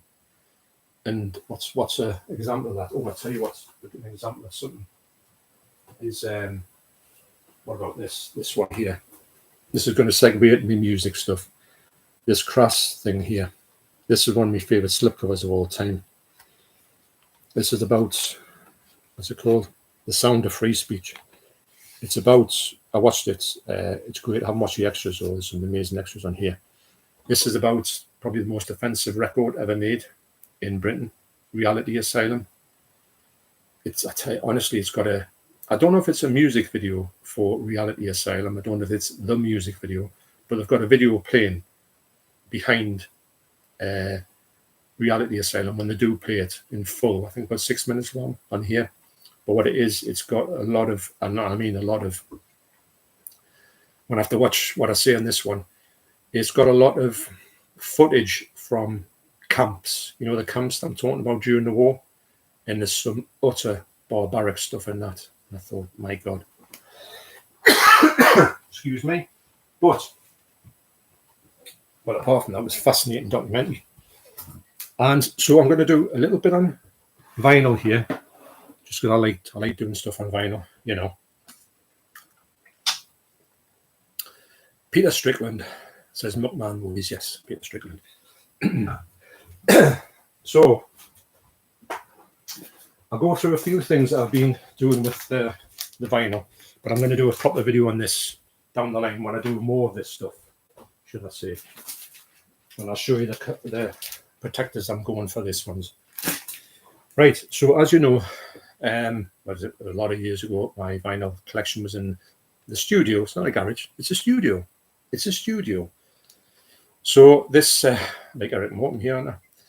So down there, it flooded the carpet that was in the studio, and the carpet tracked up to where these were, and they got damaged, and you couldn't see it because the carpet was blue, so you didn't see how far it went up, even though when you stood in it, you just went splish, and you thought, uh-oh, but I didn't realize it got to that point. If I'd only known, but I didn't. So when I found that out, when I think the carpet dried out, maybe about a month later, I noticed, and I went, oh my God, it's got to the records, and I looked at them, they're all stuck together. It was a disaster, and I was that, I should say, mentally destroyed by it, literally, because I'd looked after these as best as I could from it was the first thing I ever started collecting.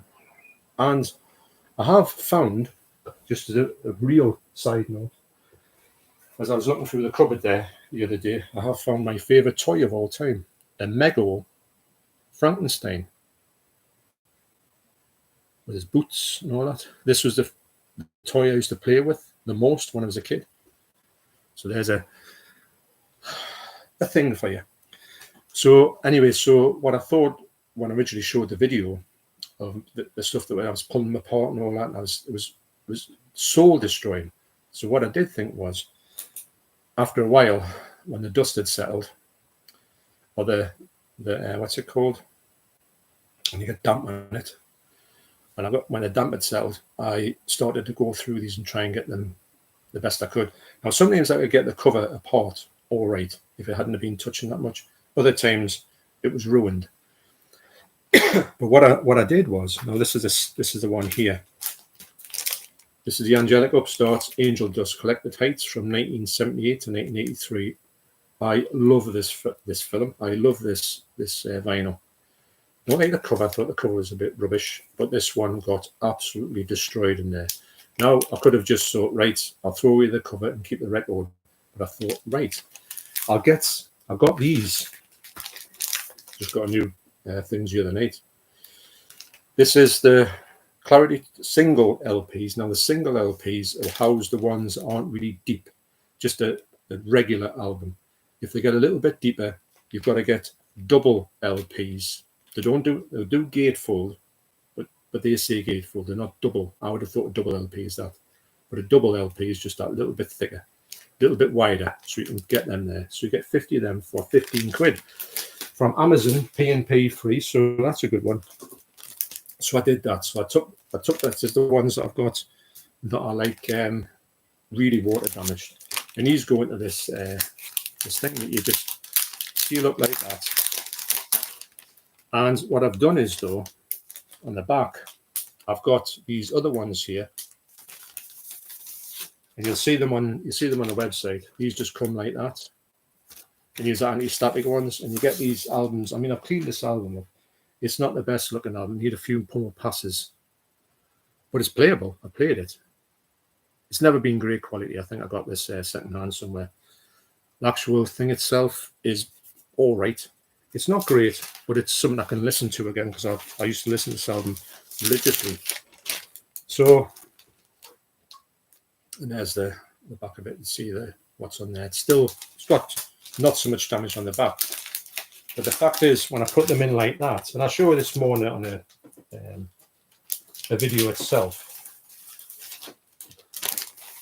I put them in there, and literally, if I want to get the record, I just open this up and just slide the record out there. So it's all protected. The record never touches the cover again, because the cover is manky. So in a way, and it's way I never want it to happen again, but I kind of will have access to this again. And this is kind of like a bad version of it, of those water damaged ones. Now, I've got some, this is just, I'm going to run through these quickly. This shows you that I've got, what do you think that stands for? I've got, this is, I love these albums. Broken Bones, this is the band Discharge. The two brothers from there, they performed, he was called Bones. So anyway, Broken Bones, yeah. They, I think it's Tez there. They're still in Discharge now. Can't even point to that one. But they formed Broken Bones, which were a bit more of like a metal crossover, a bit more heavy metal. But it's absolutely brilliant. Love that one. Here's a 12-inch Broken Bones. I love this. This is what's it called? Blue Life. Oh, what a song is. Ultra fast. One of the fastest things I've heard. I like speed. Love speed. That's when I started playing my drums. I just want to play as fast as I can.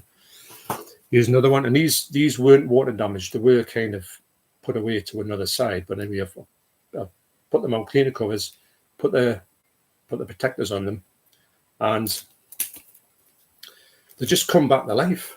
You know, they come back from being something just stood in a corner somewhere to actually something they're in the cubes now. They just look amazing. And they weren't, and like I say, the vinyl cleans up. I've got that spray to clean it up. They clean up amazingly. What I was doing was, excuse me, honestly, I'm terrible when I wake up in the morning. I'm almost coughing, and I don't smoke as well. But I do when I'm on fire. I was looking, I do watch a lot of vinyl unboxings or vinyl shootouts and all that type of thing. And I've been watching a lot by this band. I'm a huge, huge fan of this band. And I thought, I've got their vinyl somewhere, and I'm sure they weren't water damaged. And I've still got to go looking for the rest of them. And I'm sure they're there somewhere. I think I've definitely got them all. And I thought, will they clean up all right? And they do. Well, the one I found at this point cleans up beautifully, and it is. Waiting for the Sun by the Doors. Now, this isn't by any means a brand new pressing. I think this one's from 1973. I think it's a French one from 1973. I don't know if these are worth any money, but basically they're worth a lot more money than they were, the ones that aren't water damaged. But I'm not going to sell any of these, because I love these that much when I was young. That's why it was such a heartache when there was anything was just, well, everything, if you collect it and it gets destroyed, is a massive heartache. But just to have these brought back to life is exceptional. Now this one here, Iron Maiden's first album, which is it's not an original at all. It's on that, you know, the Fame thing. It's like a repress. It managed to escape quite well, because if the cover is absolutely obliterated on set, I have to take the vinyl out and store it separately. But I have put all of these have got them anti-static things in, which I clean and I put everything in there. So this isn't like a brand, an original. But even though it's water damaged, it's come up quite good. I mean, it's awful, isn't it? But when you look at it, you know, you've got to really stare to see what it is. So another couple, Metallica's first album, Kill 'Em All. I don't know which release this is. I know that I got it pretty much early doors. This is one of my favorite albums of all time. It is it's a black metal one, and it's Onslaught, Power from Hell. I love this album, especially Steel Meets Steel. I just like stuff like this. When this came out, I think it was out and about, when was it? I don't know. I'm going to say 85 or something like that. These things, this type of music wasn't a thing. Yeah. So Onslaught. And lastly, what about this one? Spinal Tap, Break Like the Wind. This was I think maybe their third album that I'm sure I've got another one by them, which would be, I'm sure it's like a black album, maybe a best of or something, I don't know. But this is so funny. The song here, the Majesty of Rock, is one of the best songs. The lyrics in here are unbelievable. Shall I read some out here? I'll try.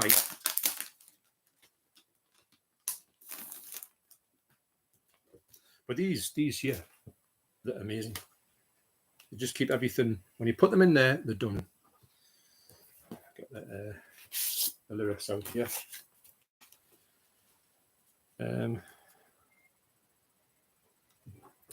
If anybody's interested, there's a place in the newborn sun, a beat in the heat of the noon.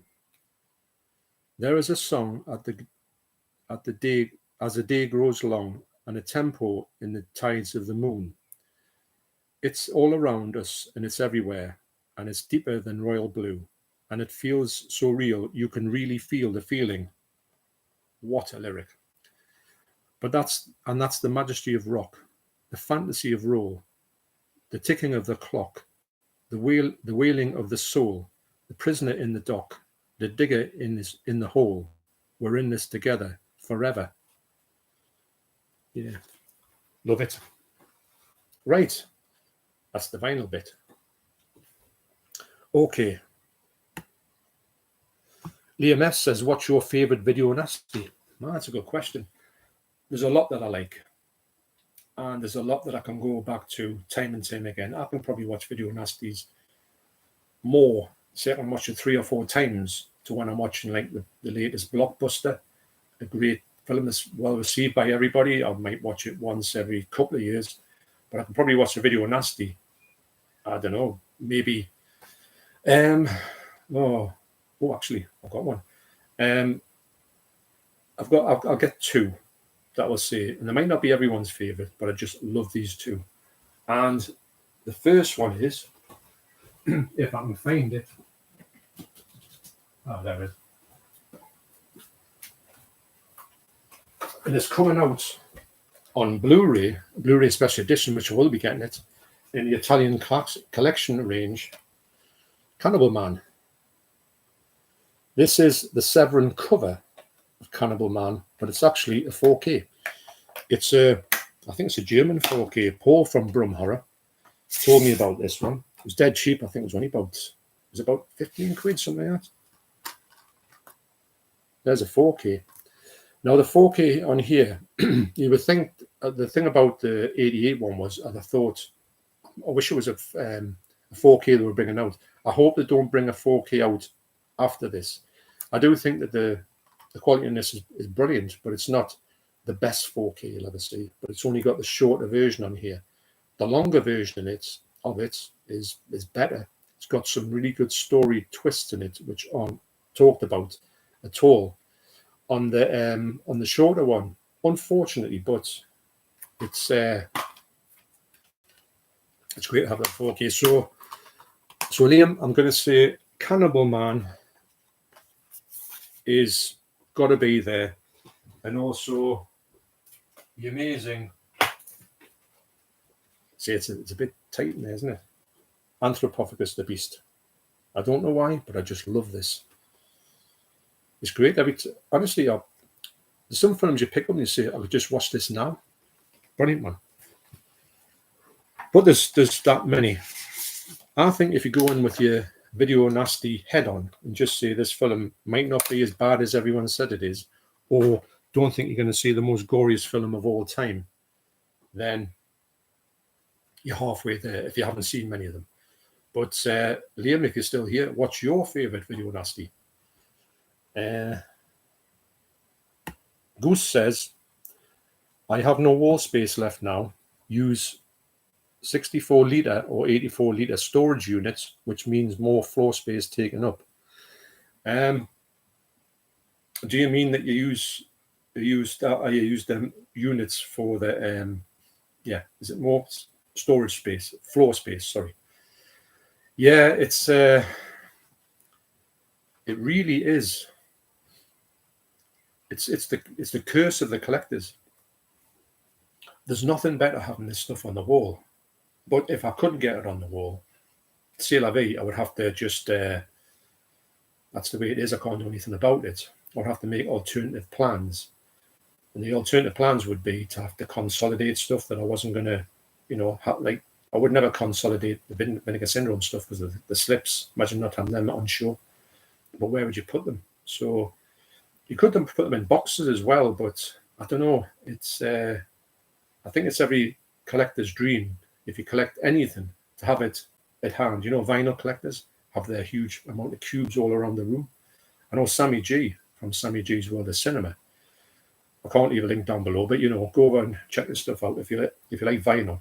He's got one of the most amazing vinyl collections. I knew he had some good stuff, but he's got mountains of it, which I'm a big fan of. Yeah, it is. For me personally, if you've got a blank bit of wall and you've got nowhere to put it, and your wife doesn't mind too much, or you can kind of do a Jedi mind trick on her and just tell her it's not going to look that bad, then you can get away with it to a certain extent. So Brum Horror, Paul says, wouldn't have had my shelves if it hadn't been for John's how-to video. Yes. Now, I've seen your shelves up close and personal when you've got them in your Instagram videos. If you don't know about Brum Horror, if anybody's watching this and don't know about Brum Horror, get over to Instagram, search for Brum Horror. You see Paul and Rachel's page. It's exceptional. And yeah, when we were on doing the video nice, when we're doing the live stream with Keith from Euphoria Pictures, don't forget about Conor Gray going on his one tonight. Then Paul was saying to me, he says, this stuff, and I was looking at it and I thought, oh yeah, it does look, it's weird, isn't it, when you don't think that, but I copied off somebody. But the best thing about this is, and I'm sure Paul will agree, you can just, if Paul's got a certain type of collection, if he's got like some bigger boxes, you can just put the bigger boxes in, but make sure you get the thing in it and put your next shelf on. But I've got a how-to video on my website, on my YouTube page somewhere to say, look, this is how you do it. And it's so, like I've done it for CDs downstairs, and the CD thing's perfect. And also on the bottom of it, I've got the vinyl, the stuff that I'm not putting in my cubes, the stuff that's been water damaged or is okay, but not my new stuff. My new stuff's in the cubes, and all my other stuff is in these things. And what I've done is I've built the base of it. I've got like two sides to it. Got like a bit in the middle that's got nothing in it, but on the other side, because I know that I'm not going to get any more of this vinyl to a certain extent, this is all the old vinyl, I've got it put there and it's all at hand, but it's all, I've made the base of it, I've raised the base up about that much, so if I've got the flood in it, it would never get to the vinyl. Wish I'd done that the first time round.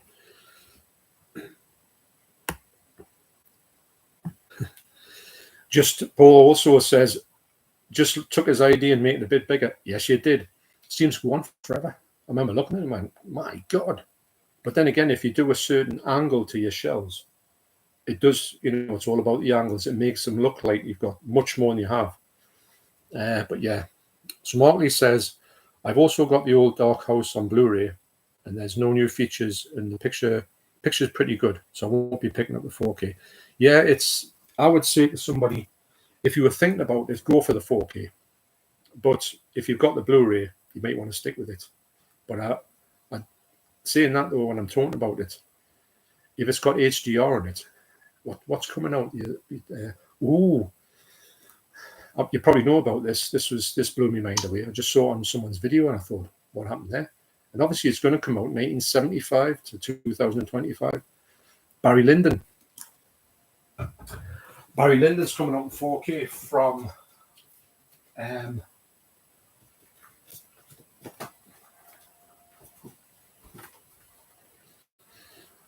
Criterion. And I thought, I bet they don't put HDR on it, and have put HDR on it. So this is going to, an upgrade for this on 4K. I've seen some screenshots that this fella had put on his video. It looked amazing. This is, I do talk about masterpieces a few times, but this really is a masterpiece. A period drama, 3 hours long, not my cup of tea in that when you talk about that, but I love this film. I could watch this one now as well. But the fact of this coming out in 4K, now, I think it's coming out in the US first. So I'm just going to hold off, because I used to obviously get the ones from the US if they weren't out in the UK, because they never come across here. But now they started doing that. I'm hoping that they put this out in the UK. I will be buying this day one purchase. Absolutely brilliant. I hope it's not. The bloke who put it out said that it wasn't that much to buy in the States. Quite reasonable. And the thing is about Criterion, what he said, which is quite true, they never seem to go out of print. Well, not for a long time. So you've got a long time to get these. You can maybe wait for a sale. But I've been waiting so long. But with it being 1975, and you think it's obviously going to be a 50th anniversary, like Jaws' 50th anniversary, you hear loads about Jaws, but you hear nothing about this. But if you're on the fence with it, if you're going to get it, don't get it. Get the 4K. You'd be mad to get the Blu-ray at this point, although the Blu-ray looks beautiful. So Wrestling Arcade says, I'll watch Dollman and also Trances. Trances is unreal. It's so stupid, but it's brilliant. Deborah loved it. Martley 2 says Attack of the Puppet People, 1958, is worth a watch. The special effects are great for the time. I don't think I've heard of that one, if I'm honest. I like stuff from the 50s. Mac chats. All right, Mac. It would have been a travesty if Dr. Caligari had been lost. Whoa, you said something there. I watched a great documentary about lost film negatives. Did you know MGM lost all of them in silent films during the Gone in the Wind fire? Yes, I did.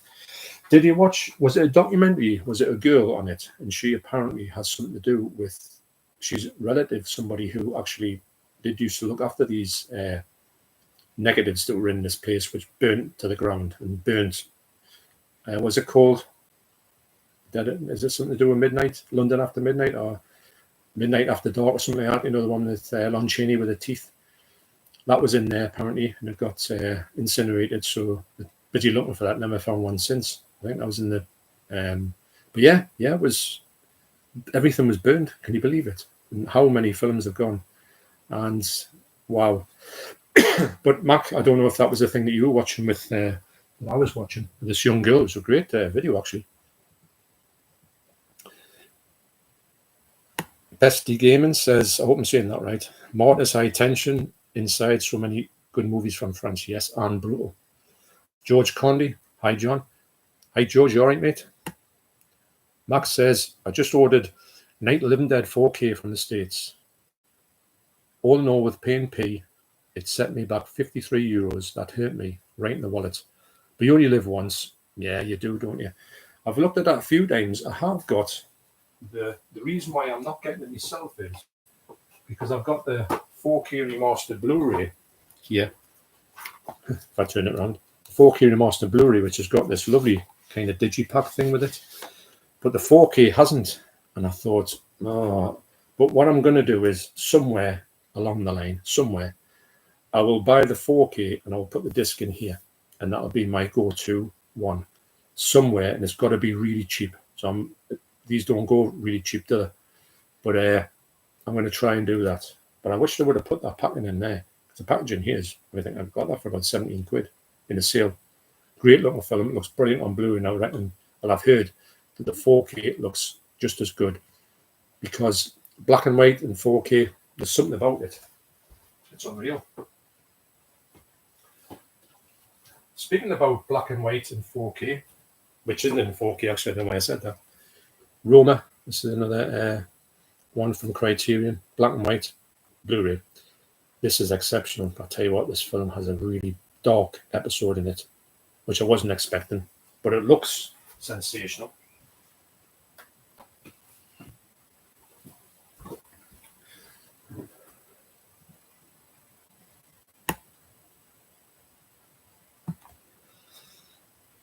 Daryl Gilchrist says, "Hi John, have you pre-ordered Zombie Flesh Eaters from Arrow?" Well, I heard about it, or I saw it, and I read it. Went order. So yes, I think it's the fastest thing I've ever pre-ordered in my life, and it also is the original artwork, which I've got to do it, but it's here. Looking at this, if I can reach up and get it. Wish I was a bit taller. Yeah, look at it, man. What an absolute thing of beauty. Yeah, that cover. As soon as I saw it, I thought I'm having that. So yes, I certainly have, Daryl. So George Conley says, that Murder Rock coming out from HMV, I've got Cobra and The Stuff 4Ks, yeah. The Stuff is a film that I really like, but I don't know if I'm going for the 4K. Sometimes at the moment, what I'm thinking of, like say with the Vinegar Syndrome sale, or Vinegar Syndrome titles, I'm kind of holding back a bit from stuff I would have picked up in a heartbeat to get and put them on the back burner touch. Hopefully they'll be there for a while. Cobra, I've got that on Blu-ray. I really want to hear what that's like on 4K, put it that way, before I take a dive on that. I love Stallone. Murder Rock, I'm definitely getting that because it's part of this line, and I have got it on Vinegar Syndrome. It's a stunning set. It's coming just on the end of Lucio Fulci's golden period for me. But this is what a film this is. It's a great film, but if you're thinking it's like Zombie Flesh Eaters, it's it's a bit of a thing move down from that, but it's still a great film. And I do like a lot of the Lucio Fulci films, even though they're not as good, but they're not as bad as they're not. If you're liking them all, if you think, right, I want Zombie Flesh Eaters every time you go into a Lucio Fulci film, when you get past, I would say, what's the one that is probably his last great film? Although it's not, I wouldn't say it's great, but it's pretty good. Is Manhattan Baby. I think after that, they really go to a point where, not all of them, but you could think, I don't know. But if you think of them just as a good film, a good watch, you will get a lot out of them, and there's plenty of them. He did make a lot of films after his, can you say, heyday, but don't forget that those films he made, those amazing films, were all made in the space of 2 years. I don't know how he did that. So that's a testament to him. If he'd spread them all out and only done them, he'd probably be one of the greatest horror directors of all time, even though I think he is. But he get a lot more credit than he deserves. Mark Chats, I'm in the same boat when it comes to choosing what to watch with so much choice. So now I blind pick. I don't look at what I pick. I just put the disc in the player and press play. It's a lucky dip. It's not a bad idea. You know, you could just go, I'm watching that one tonight, which will be Lady Street Fighter, and you're done. Actually, another thing I do quite a lot now, I'll go and I'll say, right, I want to watch say Vinegar Syndrome, but I want to watch a Vinegar Syndrome that's no longer than 1 hour, 20 minutes. There's plenty of them there, and I'll go and watch one of them because I've got that much time. Rather than saying, right, I've got about an hour 20, I've got about an hour and a half, I'm going to watch the film. I'll look around and I think, oh, I really want to watch that one. I look at it, well, it's 2 hours, put it back. I go through it, and then by the time I've picked one, the golden period is gone. How many times have we been there? So I go in with a plan to say 1 hour, 20 minutes, so I know to narrow it down, or I can say there must be some in here, or I want to watch, I'm going to set an hour and a half away. Usually these are an hour and a half, and I want to watch some of it. The one I really want to watch, well, I'm not going to say that because when I talk about when I do me 5, I'll say, which one do you think I want to watch the most out of it? And I was just going to tell you which one I was going to watch the most out of a particular one, but that will spoil that video when it comes out eventually.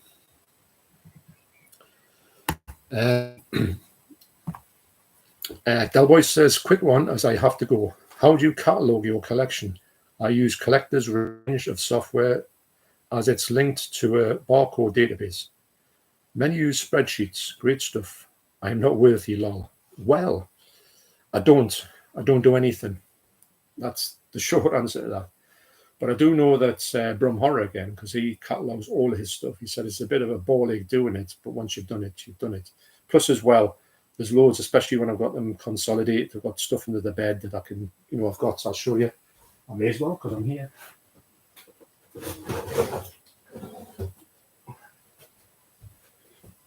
Got this. So I can look through it and see what's in it, but I look through on an app and I can see exactly what's in it. So stuff like that. Songs from the second floor. What if, you know what? You stub your toe on a bedpost, one of them. Why is it when you do that, you've got to rub it better? There you go, job done.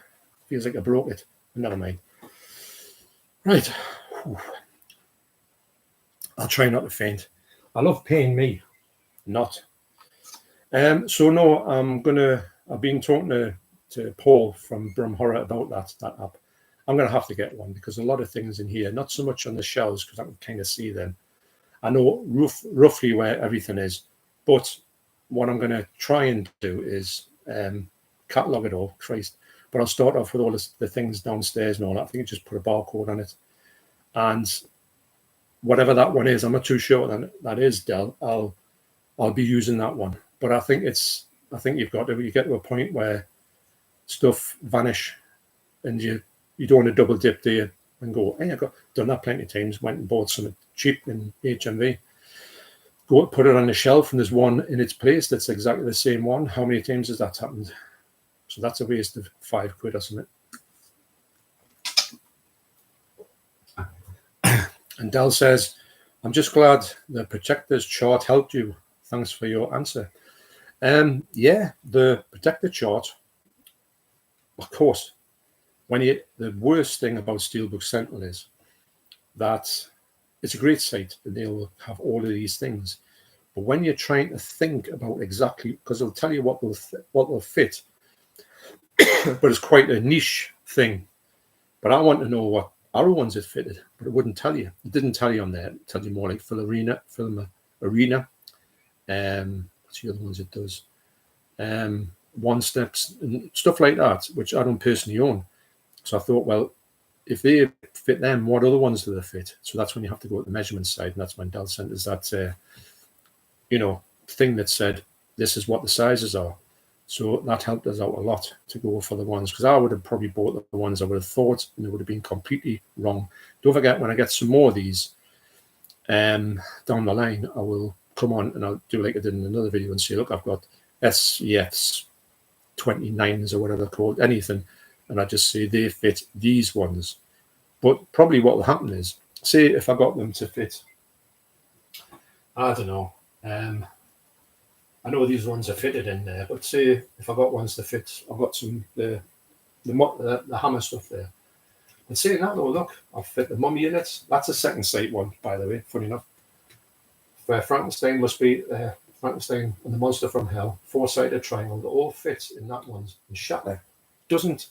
It's just a couple of milli out. I couldn't believe it. but I don't know if Steelbook Central will do one that's a couple of milli out. This is the problem, unfortunately. But on the back of that, I'm saying that's an unfortunate thing. I do know that from that list, I've been able to put a lot more protectors in here. Not all the ones I want, but I'm going to say I'm about 60% there. So, yeah, excellent. Through the lens, Josh. Hi, Josh, you all right?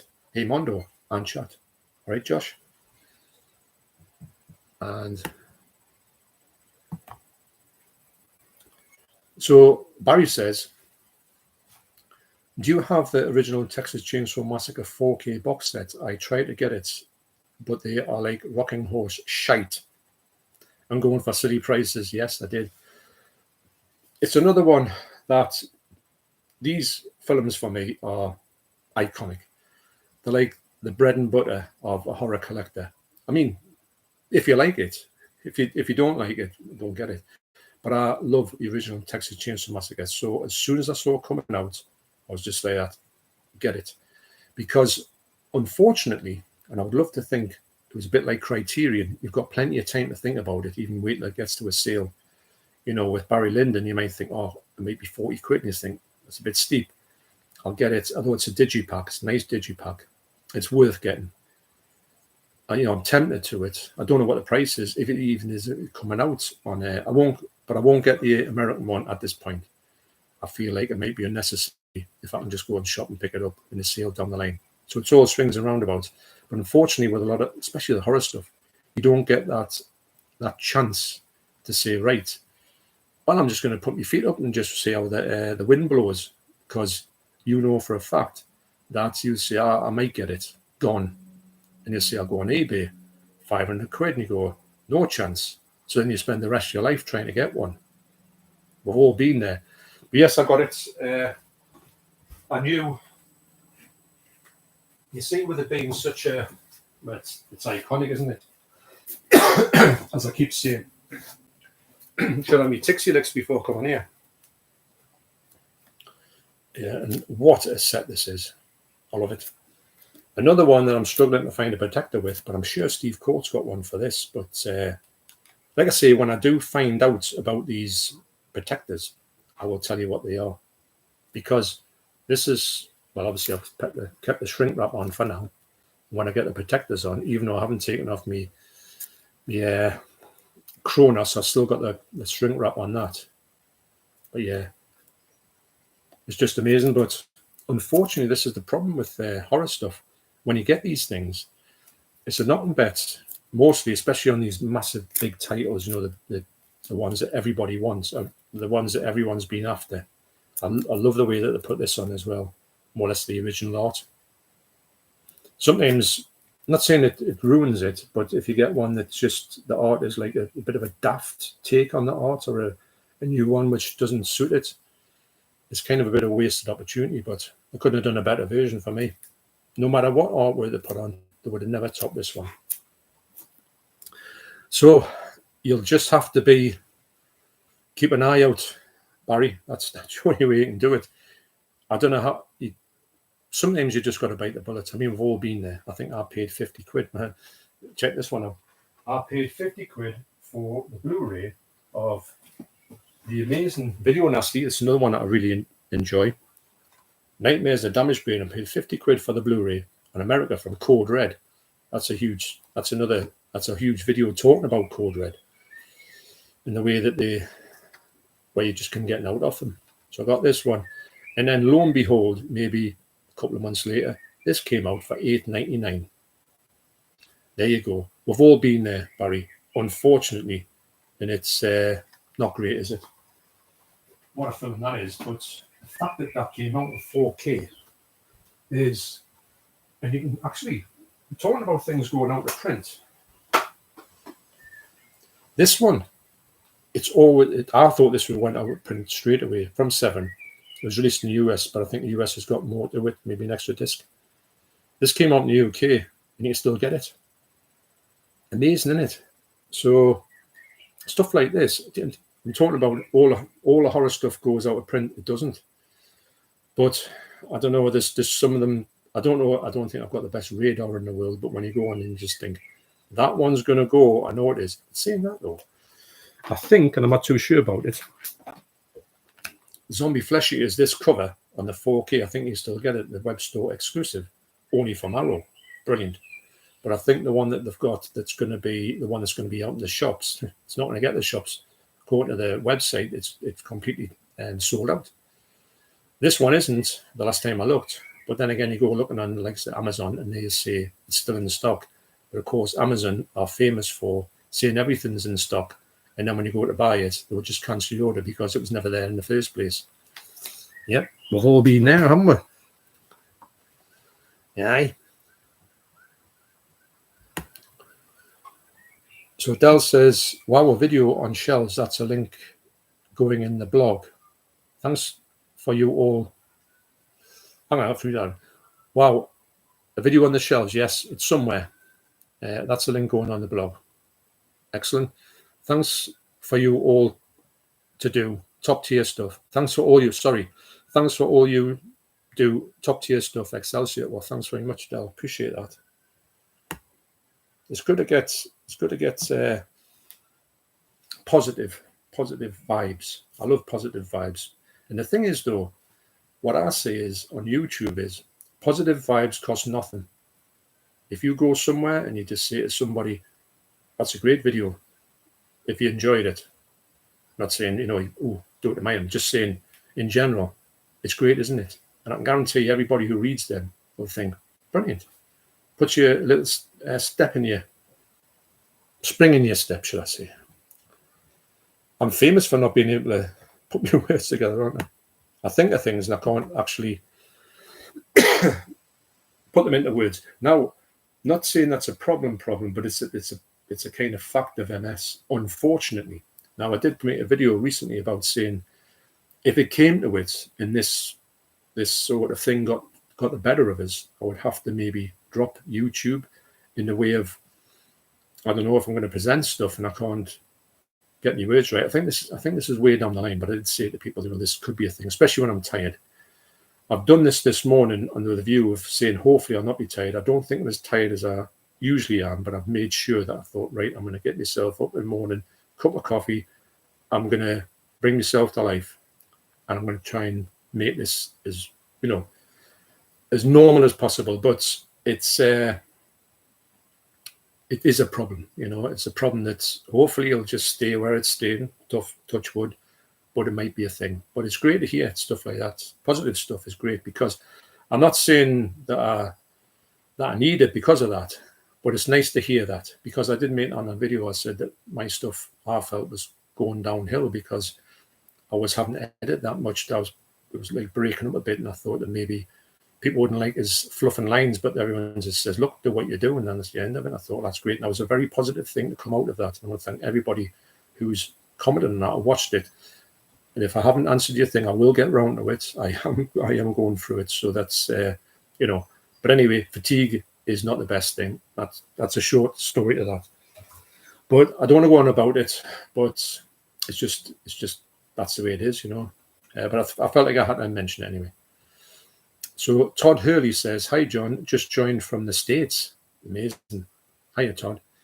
Didn't realize you do live streams. Really enjoy your videos. Thanks. Well, I was just saying at the start of this, Todd, that I haven't done a solo live stream since November 2023. And I used to try and do them every month, just like a monthly catch up. And I've really enjoyed this, even though I've been standing up all the time, which I don't mind because I'm going to get around the shelves and just, pick out things. If the bed's a mess, that's all I'm saying. Because this is my bedroom. Well, mine and Deborah's bedroom. You can tell that because the laundry basket's over there. Well, it's our laundry basket. Imagine that. If she had a laundry basket, mine was just flung all over the place. It wouldn't be, even though there's a couple of things flung over there, but we'll not go into that. Yeah, so, yeah, I don't know when the next one's going to be, but I just wanted to make this live stream about something, and I thought, what can I do? I thought, why don't I just go and say, look, let's talk about the shelves. Not to say, oh, look at my shelves, not that. Just to say, let's discuss something. There's been a few things come up here, and you can just go and you can just get the stuff and just say, look, what about this? Or if you like this, you can like that, or have a look at this, and I've got this. Or if you know about that one, have you seen this one? Or the thing when Barry mentioned about the 4K coming out of the old Dark House, which I totally forgot about, I thought, hang on, I've got the Blu-ray up there. The Blu-ray looks absolutely spectacular. So it's a good thing to just get out and just, I'm looking at it now, but to have a little look at it. But I've enjoyed this one. I know I said I would only do this for 2 hours, but at the moment, I feel okay. So I'm going to go for 2.5 hours at this point. Now, what time is it now? 12:10. I think that my son comes in about 12:30 from work. So I'll probably, and he's next door killing people on his PlayStation 5. So I'll probably have to wrap it up then, because it'll put us off. And it doesn't take much to do that. Right. So Millerman 12345, Paul said, "Hey up, John. Hope you're okay, pal. Just watching golf at the minute. And I see you're on." Yeah, golf. I used to love playing golf. I was hopeless at that, mind. Mac Chat says Sightseers is a great film. I watch every Ben Wheatley film when they come out. Yeah, Ben Wheatley is a hell of a director, and he's done a lot of Doctor Who as well. I've done some Doctor Who. Excellent ears. And I do need to see if he's been put out any more since. What's the last one I've got? High Rise. He must have put out something since High Rise. So that's the last one I've actually physically bought. I'll have to go back and check some stuff out. Bumpers Movies, Craig. Barbarian Sound Studio is a good movie by Peter Strickland. Toby Jones is working on the sound effects for an Italian horror film, and he slowly spirals out of control. Slow, but has giallo elements. Speaking of which, I think that's probably one of the best things about being on, having these things at hand. There you go. Now I've got this one on exactly known about that one and thought, I think I need to see that one. I got this a while ago and I still haven't watched it, although I put some pictures on just to look at it, some clips of it. It looked amazing. It's a one that I keep thinking about, but Peter Strickland, I keep thinking about and think, oh, I'll have to get it, but I'll have to do it now because I've looked at Toby Jones. What an actor he is. He's brilliant. In The Detectorists, amazing. Yeah, I've heard nothing but good stuff about that. Lookman Movie says, I wasn't keen on Barbarian Sound Studio. I do love everything else Strickland has done, though. Duke of Burgundy was excellent. I need to see more of his films. I don't think I've seen many of them. Barry says, mate, try the Brian Jonestown Massacre and the Dandy Warhols. I think they're like, yeah, I've heard of those ones, Brian Jonestown Massacre, but the Dandy Warhols, I think they're brilliant. Got a couple of their albums. Double Bill Movies. What's up, John? Hope you're well. I am Trev. Vinyl is king, man. Yes, it is. It really is. I've always thought that, and then I went off it for a while. Just thought, well, CDs are king. They're all good. They're just convenient. And I went into MP3s for a short while, and then got straight out of them. But vinyl, you cannot. And when I listen to, say, Mogwai stuff in the car, and I've listened to it time and time again, and I do enjoy it. And then when I go to put the Mogwai version on album, I put it on and I go, I'm hearing different stuff here. Excuse me, honestly. One of the best ones that I heard that was like a different experience was, what's it called? Radioactivity by Kraftwerk. I put that on in the car and it doesn't translate in the car because a lot of it's like low in the mix. So you're driving along, you don't hear all the stuff, like antenna and it's going through little sound effects and stuff like that. And I thought it was a really poor album listening in the car. But when I put it on the vinyl, I got it. I thought, I'm going to get that one, give it a shot. It's brilliant. It's one of my favourite ones. Because a lot of people say it's their favourite album. But I thought, well, why? It doesn't sound that good.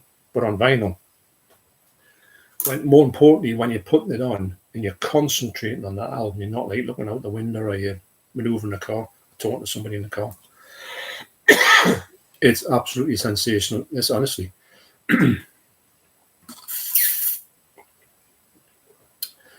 But yes, the dynamics and guitar tones on Iron Maiden are awesome. They are. And I've Resurrected from the Dead, the Summer End Time album. That sounds brilliant. I played the first half of it, that side one, the other day. It was transport me back. I love that album. It's got Wasted Years on, my favourite Iron Maiden song. Barry says to the guys and mentioning Jello, try Aimer. It's a great tribute to the genre.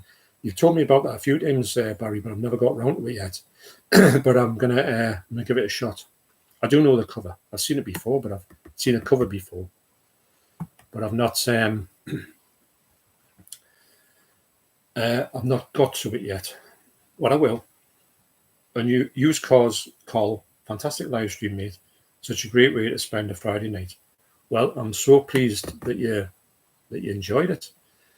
It's always I don't care who you are or how long you've been on YouTube. When you do a live stream, it's always a bit. I haven't done a solo live stream for nearly 2 years, so I'm thinking at this point, is this going to be this way of doing it? Is it going to be any good? Is anybody going to be bothered by it? Is it going to? I mean, I do like to do. I was going to say I do like the B-side, the C-side, which I do, but I wasn't going to sing it. I do think that when you see, I've knocked myself off there by doing that. What was that? I do like to do these live streams in the morning, like so they're a bit more. I want to say, what are they? The more low key. That's what I wanted to. Yeah, just a low key thing, just something you can come back to if you're able to see it on the daytime. I just fancy doing that. A nighttime stream for me. I think you can do a shorter stream during the day and the morning. When you do a nighttime stream, they seem to go on for longer, which is great. But it's a real killer to do a live stream because you're the one doing all the comments and stuff like that. I think you'll find anyone who sets out a live stream knows that it's difficult to do that as opposed to being a guest on it. That's what I'm saying. But yeah, well, thanks very much, Carl. I do appreciate that. I'm going to keep this water with us because tell you what, my throat. I should have got myself what's it called? One of them mint things. If anybody knows why I eat mints on live streams, it's because to stop us coughing. So there you go. Don't know why it works, but it does. Right, that's me. Pasty Gaming says, Onslaught is a very underrated band. You've got that right, mate. The singer on Fear No Evil with Grim Reaper also sings on Onslaught. Ooh. In Search of Sanity. I think I've got that. I've definitely got another one by them on album. I know they did I think I've got a 12-inch of theirs doing Let There Be Rock. Remember that one? The AC/DC song. Also is a really good record. I can watch this live stream forever. Can you? All right. If I wasn't coughing so much, it might go on forever. Dear me. So Cy Robson says, all right, Cy, I met Cy when I was with Sammy G when we went to the Tyneside Cinema. Sammy G says, I'm going to go and see Cy. And I said, I'll tag along. So I had a good chat. It was great to meet you. Hi, John. How's you? I'm all right, mate. Not sure if you know that Barry Lyndon is on at the Tyneside Cinema tomorrow and Sunday. Really? I can't. You know why I can't believe that is because I'm going somewhere the weekend. Of course I am. I don't know what it is about me and when I have no luck when it comes to screenings like that at the cinema. I mean, I've seen a couple with Sammy G. The Tyneside, it's a brilliant place. It's really well set up. It seems like how can I put it? Like a collective. All the people in there are shooting from the same script. It's brilliant. Love it. Just the vibe from it is just like nothing else. You've got to go there. If you come to Newcastle and you want to watch a film, go to the Tyneside Cinema. You will have a really good experience. It's got everything. It's got a really old-fashioned cinema as well as the bar where we had a drink, didn't we? So unfortunately, I didn't know that, and I'll not be able to attend because I'm off ski. So, Mr. Sandsman, morning, John. Morning, Mr. Sandsman. How are you doing? Dear me, honestly. You think I had something here, didn't you? I make this every morning. I wonder if I started up taking them smoke to make it better. That's a joke. Goose says, John, it's not just movies with me, also a massive comic book magazine collection, by bigger CD vinyl collection and bigger CD vinyl collection, not to mention a shed full of VHS tapes. Honestly, if you're into this game, everything's fair game, isn't it? You just want to collect them. And speaking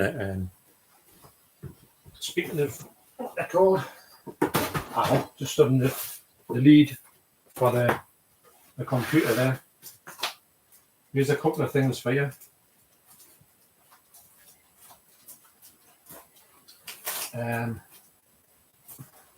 Got them down here.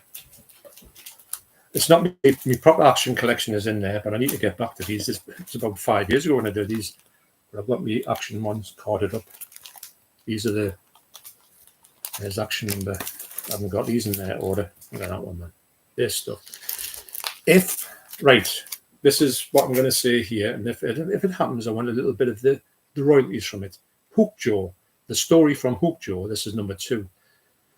It's one of the best comic strips and the most violent comic strips you will ever see. And if they went and they just shot a movie, just use this as the script for another Jaws film, it would be the most amazing film since Jaws. Wouldn't be better than Jaws, but it would be a good second. But no one's went near it. It's there. It's ripe. It's waiting to be picked up on. Hook Joe. With violence. Never seen it. Oh, look at that cover, man. That was influenced by Rollerball. Can you tell? Brilliant, man. So yeah, I wish I had all the comics I collected. I haven't. But the ones that I like, I love.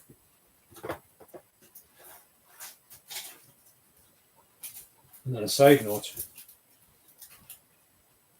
Remember that one? Oh my God.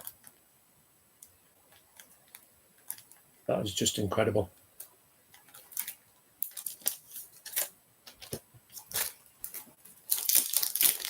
See, these protectors. Like I say, I've got on my vinyl on there. Not my vinyl. It's always good to get those boxed up. And then you see the things with these, not going to say I'm going to do the whole lot, but if you do them and you box them up and you think, right, that's the thing done. There you are. Brilliant. So this is all going to live in there, but it's going to go up the wall in my studio. It's not a garage. I'm going to have to get a new t-shirt made, you know.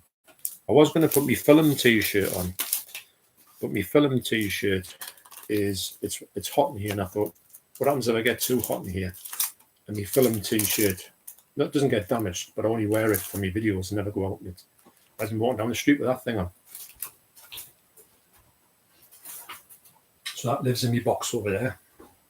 With brilliant it. That's what a mashup that is. Yeah. But yeah, collecting, it's great.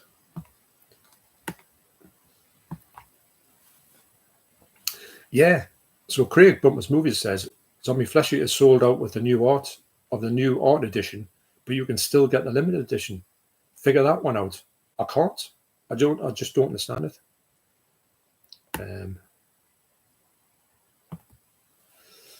George Conley says, are you getting the Final Destination Bloodlines 4K and the Barry Lyndon 4K and Sinners 4K? The answer is yes to all three.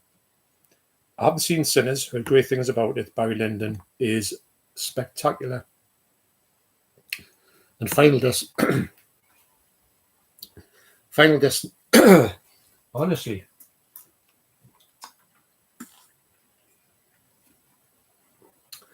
I went to the doctor, my specialist, and I said, is this something to do with MS, this whole going on? No, it's not. But I went to talk to my friend from school who's also got MS, and I said, do you get any problems with this sort of thing going on? He says, yeah, I got it all the time. I says, I think it's a thing. Just saying. So, yes, I will be getting them. Jack, oh no, I didn't realize the stream was happening. We'll have to catch the beginning later. No problems, Jack. It was a late thought of mine. My thought was this week I was going to record a video on. I like to record. Now what I do is, to make my videos not as hard to do, I record a video on a day then it's done, forget about it. And then the next day I go and edit it. And then that's, so I don't do them all in one day and take the whole day up and find that I'm doing it forever. And if I split them up, it's great. But with working extra this week, staying back to a lot too late, I couldn't get it done. So I thought, live stream, why not? But thanks for coming on, and also for checking this out. And if you're watching this now, I mean, obviously you can go and check the whole thing out if you want. It's been great to do. I've really enjoyed it. As you say, when you do a video and you think, is anybody going to watch it? It's on a different time to most videos. I prefer to do it that way. I don't mind if people watch it on catch up, obviously, watch it any way you want to. But I've enjoyed it, and I think I will be doing another one. Don't know when, but it will be in a similar format, if you like it that way. Or I don't think it'll be about the same thing, but I can talk about other things. And obviously, if I talk about anything, maybe if I do a full C thing, let's talk about full C, or let's talk about Dario Argento, or let's talk about, I don't know, Arrow. We can talk about that and just go through things. We can talk and just get a conversation going. So George Conley says, I've done a video on my recent pickups. I've got Tourist Trap and Castle Freak. Yeah, I've got Tourist Trap and Castle Freak. I've got the early 88 one from, where is it? There it is. From 88, Castle Freak. Great film. I know there's a special edition come out, but I do recommend it. If you're looking at the special edition, get it. It's brilliant. It's got what's his name in from Jeffrey Combs is in it. He seems to turn up a lot of full moon pictures.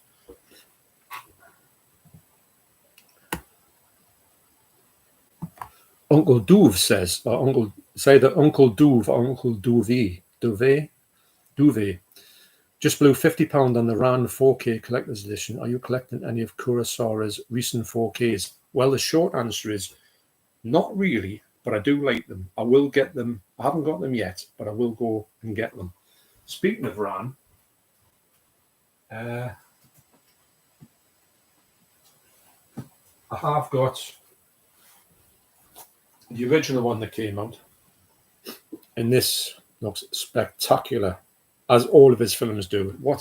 Some filmmakers, and I don't want to get too pretentious about this, but some filmmakers are just got an eye for things.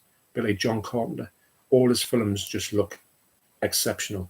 They've got a look to them that you just know are going to look great. This bloke here, he just knew how to do the whole thing. Now, this is amazing. I know there's a big box set coming out. I think I'll stick with this one. But I've got some of them on BFI and Eureka and stuff like that. I think it's BFI. Which ones are there? I've got Seven Samurai, obviously, and is it Rashomon? Rashomon and Seven Samurai. But no, great stuff. I want to get some more stuff from him. I know he's got a lot of things out on 4K. I will get to them, but like I keep saying, I keep going back and make a broken record on that.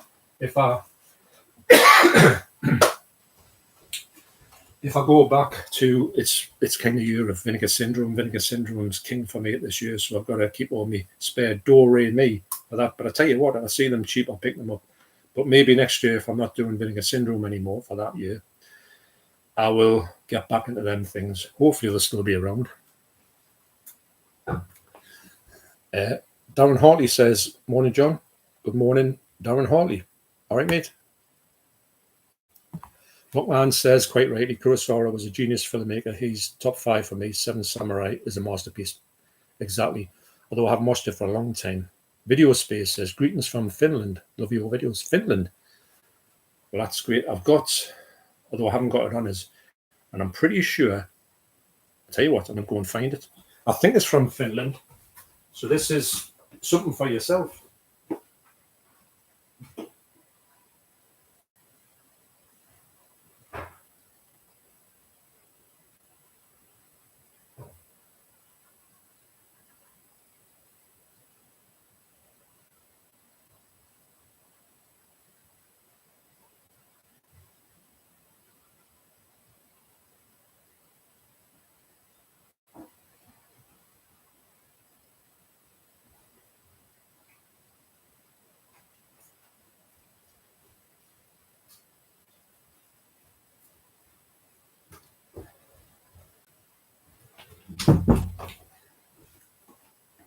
Didn't think I was going to find it there. Callopelli Appelsini. I'm pretty sure that was from Finland. It's an original. It's not a copy. It's a proper.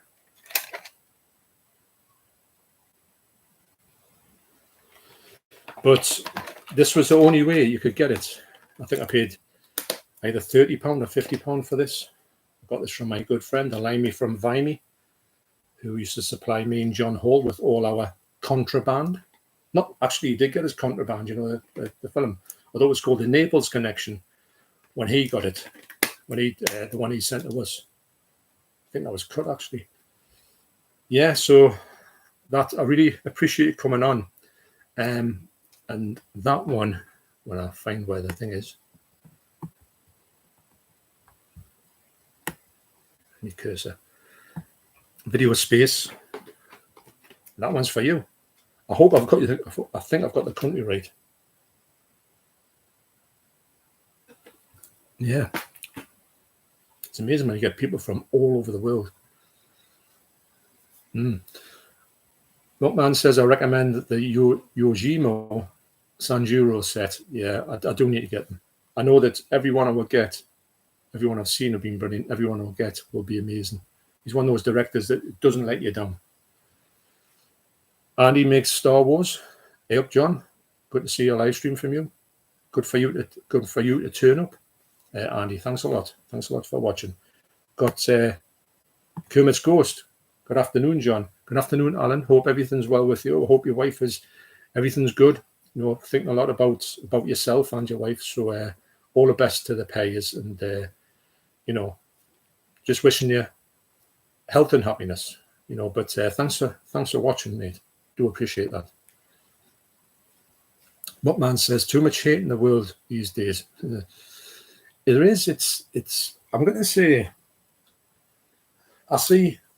I don't go actively looking for stuff, you know, to do with films, shall we say. But everything you seem to see, you always seem to see the bad stuff. This is a flop.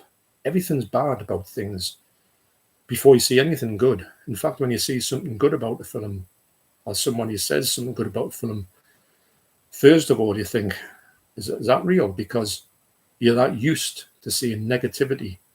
But in the world in general, we're not getting into politics here and all that, but I can't believe the mess that the whole world's in at the minute.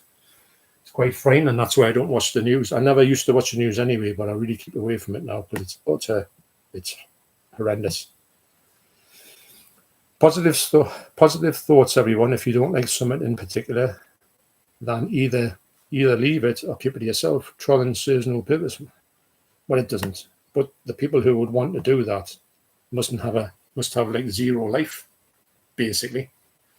Because I don't care how much I dislike something. I wouldn't take the time out of my day to go and waste time talking about it, because if I don't like it, I just don't need to speak about it. Quite simple, isn't it? Life's too short, I say. Darren Hartley said it must have been 3 months ago I told you 88 films were putting out Cannibal Man. At least I didn't imagine it, the press release. I know, Darren, it was a long time coming. Actually, I forgot all about it until it kind of, like, you got the picture of it. I went, oh, yeah, Cannibal Man. Yeah, I'm surprised, though, there was no 4K. I'm a bit, well, I'll prefer the 4K, obviously, because I've seen the 4K. The 4K looks good. But the 4K would be better with the full version, because the full version is better. So Richard Vowson says, hi, Mondo, hope you're keeping well. I'm keeping all right, apart from this pesky cough, which has seemed to start. Can you believe it? You know, you come on here and you say, hello, and you go, ooh. So that's life for you, isn't it? Life's always waiting in the background when you just mind your own business. Oh, I'm getting a phone call from God knows who. Actually, I think it's the Debs. I shouldn't have turned that off. No. Hello? Hello? Hi. What am I doing? I'm on a live stream on YouTube. Are you joking? I'm not joking. You pick your time, don't you? which is very sorry. So what are you up to? I know you're working. Right. Okay. Bye now. Bye. Bye. I'm sure she done that on purpose, you know. Right. I should have got on the live stream, shouldn't I? See, put your camera on your phone. We'll get you on.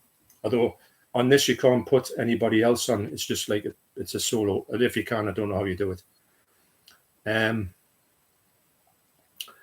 Yeah. Pesty Gaming. I watched Wake and Fright on 4K last Saturday. What a picture on an over 50-year-old movie. Loved it.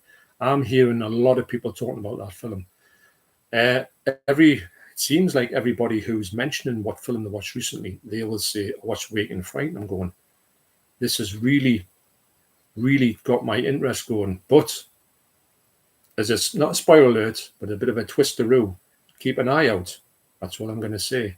But I'm hearing lots of good things about that. And I didn't know anything about it when I looked at the cast. I went, yeah, but, you know, there's something coming about that. Akira Kurosawa, Barry says, is fantastic. I might have Insta you the other day about him. I think you did, Barry. I think you did. I've been at work for the past 3 days. Have been pretty hectic, so I'll be getting back to my comments and that. As you know, I always get around my comments, but sometimes it takes a little bit. When I come back from work and I'm frazzled, I'm sitting there dribbling, and Deborah says, "You want your tea?" And she's going to hit us over the head with a frying pan to wake us up so I can have me, you know, me cornflakes, me buttered cornflakes. You know, that's the way it is. So Video Space says, it is finished. I have the same exact on a rental tape. Well, there you go. Look at that. What's the chances, eh? Brilliant. But it was the only way you could get a good copy in the UK for a lot of years. Just shows you. Amazing that though, Video Space. Isn't it a small world? James Kelly, good afternoon, John. Do you know if those new 101 releases of Castle Freak and Tourist Trap will use the new masters, or will they be the exact same ones on the current 88 films? I suspect they are the same ones, although Tourist Trap, I think on the previous 88, I believe, was cut. I don't think it was cut for gore, maybe, but it had storyline cut out. I think it was 5 minutes cut out. This one, I believe, has all of that 5 minutes footage, whatever it is, back in the film. The actual the Tourist Trap, the quality of it, which is there, it's okay. It's not bad, but it's not like a wow. Sometimes these ones that you get, these older films, what smell, they sometimes amazes that kind of thing. What on earth am I? I think Meat Cleaver Massacre, that one there, that was surprisingly good to see. Also, Tammy the T-Rex looks amazing. You Kids looks amazing. Hell Night looks amazing. But you know, what you would call like throwaway films. They look great. But I think Castle Freak will, possibly, but I think Tourist Trap is a new one, but the qualities, it's as if it hasn't been remastered, just found a print from somewhere. I'm just guessing, but that's my take on it. So Paul from Brumharris says, great stream, John. Thank you for taking your time to do this. No problem. It might be a way that I've got to, if I can't, so sometimes I say with work, I've got to put videos on the back burner. I've talked about that in a previous video. So maybe if it's a thing where I can't actually physically do anything, as opposed to, you know, like physically haven't got the time to do it, maybe a live stream like this, talking about a subject, might be a way to bridge the gap of not having a huge gap in videos, possibly. But no, thanks for watching, Paul. I tell you what, next time though, I'm going to make sure I have some Tixie Licks before I get on. So Darren Hartley says, I got Clockwork Orange on retail from Holland, and the title was running, and the title and running time with Warner print on the tape were nearly stopped by the fun police coming into Dover. Honestly, I tell you, Short story, the fella, the limey from Vimey, that's his code name, he used to get stuff like this, and he was petrified getting this stuff, and he used to get some crazy stuff. And he was saying he had to be so careful, and I had to be so careful even now, although I know the bloke sells, the fella, good fella, he sells on eBay. Legit stuff, because he just wants to collect films, but he sells on eBay, and he's a good bloke. And you've probably bought some stuff off him in the past. Small world, as I keep saying. But yeah, these were things where when you got them from somebody, and then they were sent to you, and you got them in your house, and you looked out the window, there's no one there. You thought, right, I can breathe out now. It was nuts, man, honestly.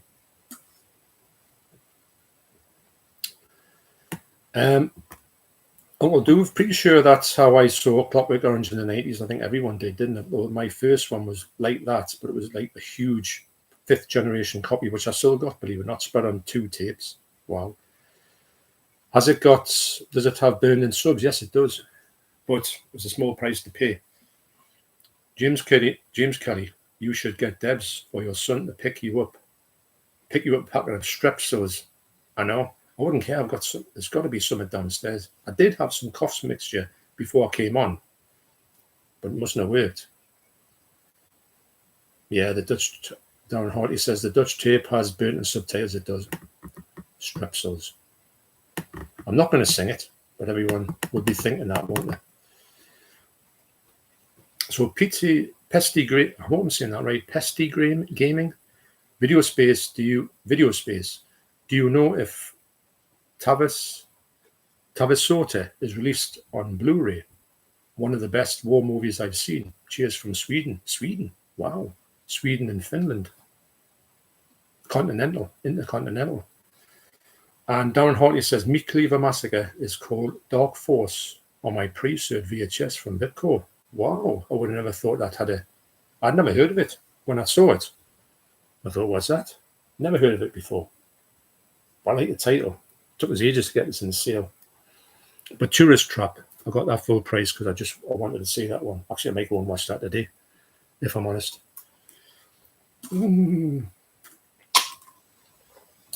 Right. So I'm going to, 2 hours 42. That's a lot longer than I thought, but I've really enjoyed myself. As everyone says when they're on the stream, the time just goes. It's like a vortex. And I'm pretty sure my son will be coming in. And anyway, I think I've got to go and get myself a drink now, probably a cup of coffee, from Gizzard. What a weird name that is, Gizzard, isn't it? I'm sure that's to do with your throat. I've got a Nitchy Gizzard.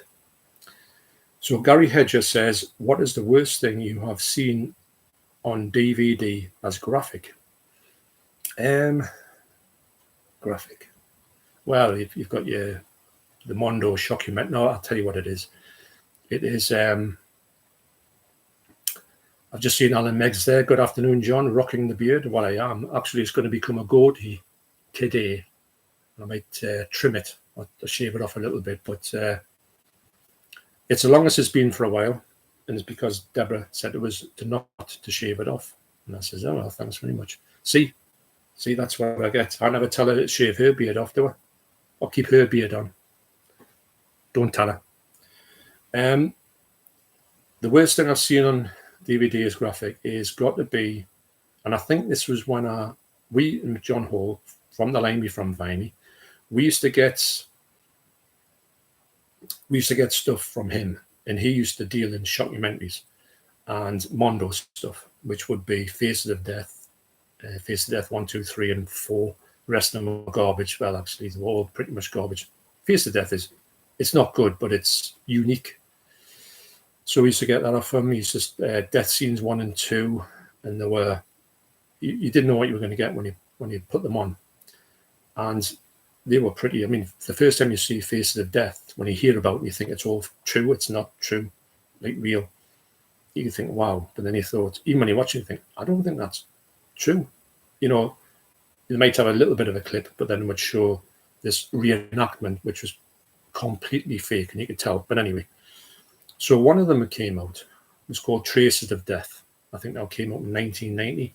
So I think at that point it would have been coming up. It came out, and he said, "Look, I used to phone him up, and he says I've got a new Mondo film for you to watch because me and John Ho used to get one. I used to get one, and we used to go to my house and watch them. So he said, I've got Traces of Death for you, and I says, all right, haven't heard of that one, so we'll get it. And that it was awful. And I think when I watched that one, because I'm not seeing anything to do with real life death, is I laugh a minute. It's not at all. But I think it was that time when I said to myself, I think I'm done with these, because it was getting to the point. I mean, God knows if they did one now and they showed what you can see in probably on the internet now, which you wouldn't go looking for, but it'll be on there. The worst thing I've seen, which I don't really want to talk about, is what happened in real life about this this two Russian kids with a hammer and a tramp. It was unbelievable. It was the worst thing I've ever seen in my life. And obviously they got thrown in prison. It was real. But yeah, that was awful. But this Trace of Death wasn't far behind it. There was any amount of carnage in it, and it's things that was happening just one after another. And I remember me and John were thinking, this is unreal. So anyway, I'm going to say that one, Traces of Death, and I think it's come out on the DVD somewhere. I think you can get them. I think we saw the first three. I think there's more than that. But we've got 1, 2, and 3, and 1 was the worst, and 2 and 3 weren't. It was just heavy metal, or like death metal playing in the background of all of these crashes and God knows what.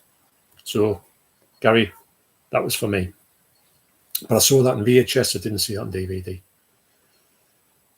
Phil's creepy videos. All right, Phil, you all right? Hey there, horror fans. Hope all is well. Yes, all's good here, Phil. Thanks for coming in. Phil's from the US. Great channel, by the way. Phil's creepy videos. Put that in your search bar. Have a look. Get yourself over there. Great channel. One of the first channels I ever watched on YouTube, actually. Way back in, I would say 2018 is when this whole thing appeared in me peripherals, if that's a word.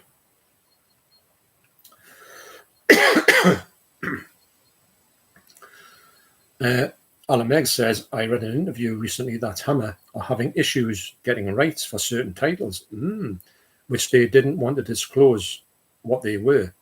I find that worrying. Blood Orange is underwhelming. Well, I know what you're saying, Alan, and it's not that these titles are great. I love them, don't get us wrong, but they're not the ones that I originally thought was going to come out. I mean, the Quatermass ones, I've been after them for a long time. Shatter I've never heard of, but I really enjoyed that one. Four-Sided Triangle is brilliant, but we all know that we want the big boys coming out, all of this stuff. Now, weirdly enough, I didn't know this, but in October for Vinegar Syndrome, you might know about this yourself, Alan. Vinegar Syndrome are putting out The Man Who Could Cheat Death. Is that the one that was called? Which is over here, I'm pretty sure. I'm doing this show and I'll find out, can I? Aha.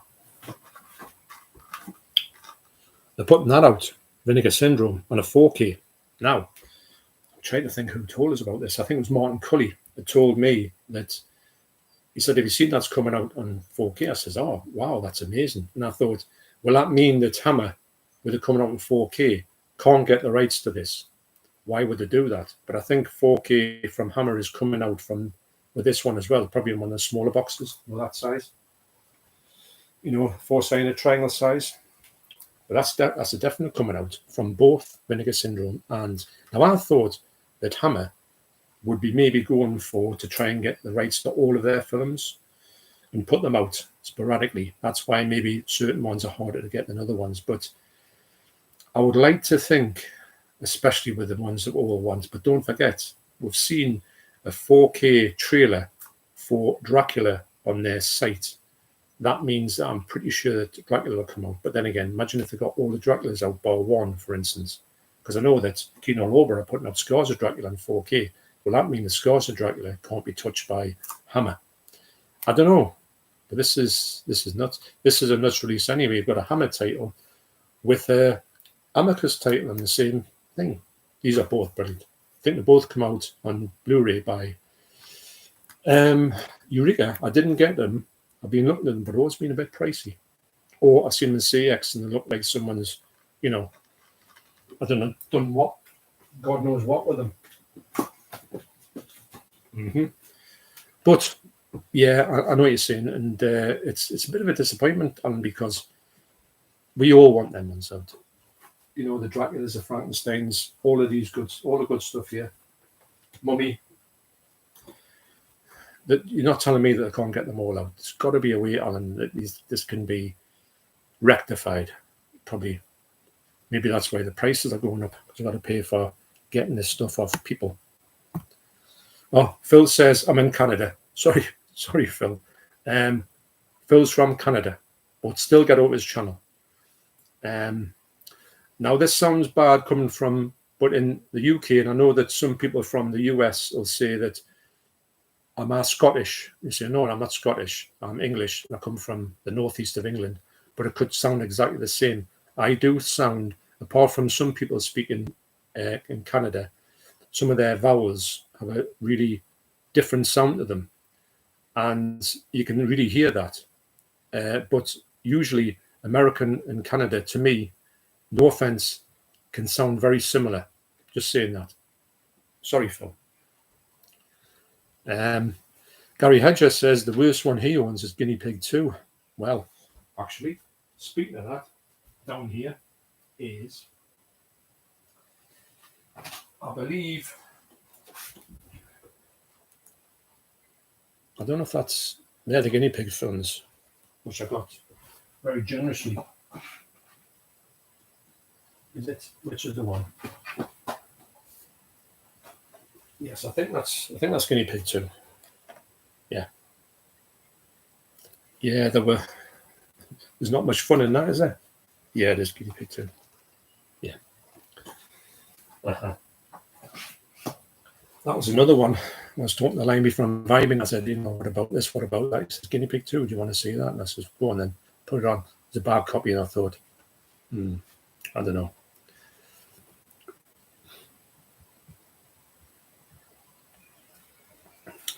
Right, so Ollie loves films. Great channel, Ollie. Get yourself, put it into the search bar. Great live streams on a Monday. I've been on a couple. Excellent. Really engaging live streams, I find.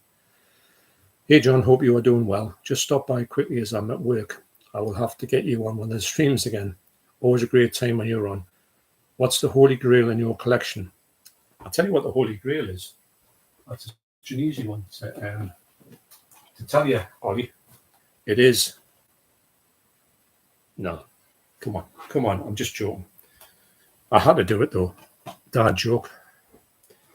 There's a few that I'm kind of oh my god type of things, but I'm gonna say I don't know. There's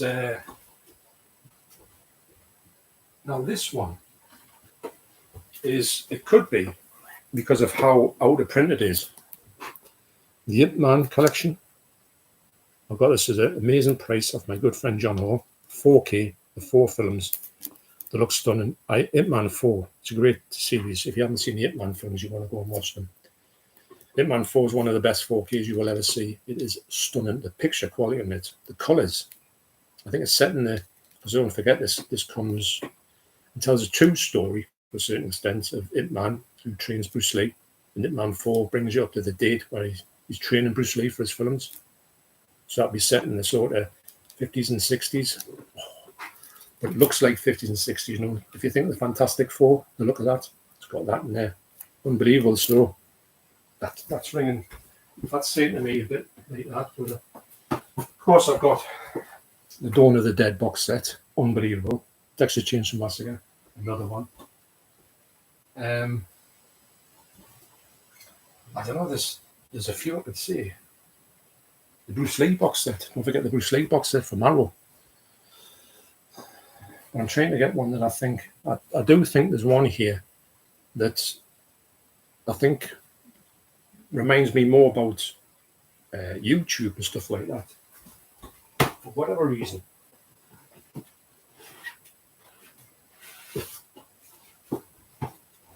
It is. I love this set. The Rollerball set, the Ultimate Edition. a bit of dust on here. I'll have to get the Debs to dust this one. Don't tell.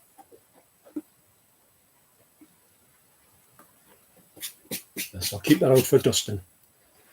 But I just love it. It's not, I think you can still get it if I'm honest. My God, it has got some dust on here. But if I had to say, I would say that one. I just love it. 4K. It's got them both films on it. The remake, my God, it's awful. But I would say that one. I'm keeping that out for a cleanup. It's got that like really weird texture. It's like a, what's it called? Like a Hessian thing. So Napoleon 88 says, this has been a great stream, John. Appreciate it. Well, thanks very much. It's great to hear that. And I would like to think that this would be something that I could continue and do more like it in a fashion, you know, just every now and again. Come on, early morning live stream. And then a couple hours, I'm saying 2 hours, I'm going to 3 hours. I think I'll have to wrap soon. Sun's in, so he'll be shouting his head off soon. And Downhearty says, John, I watched Last Cannibal World from Severin Films.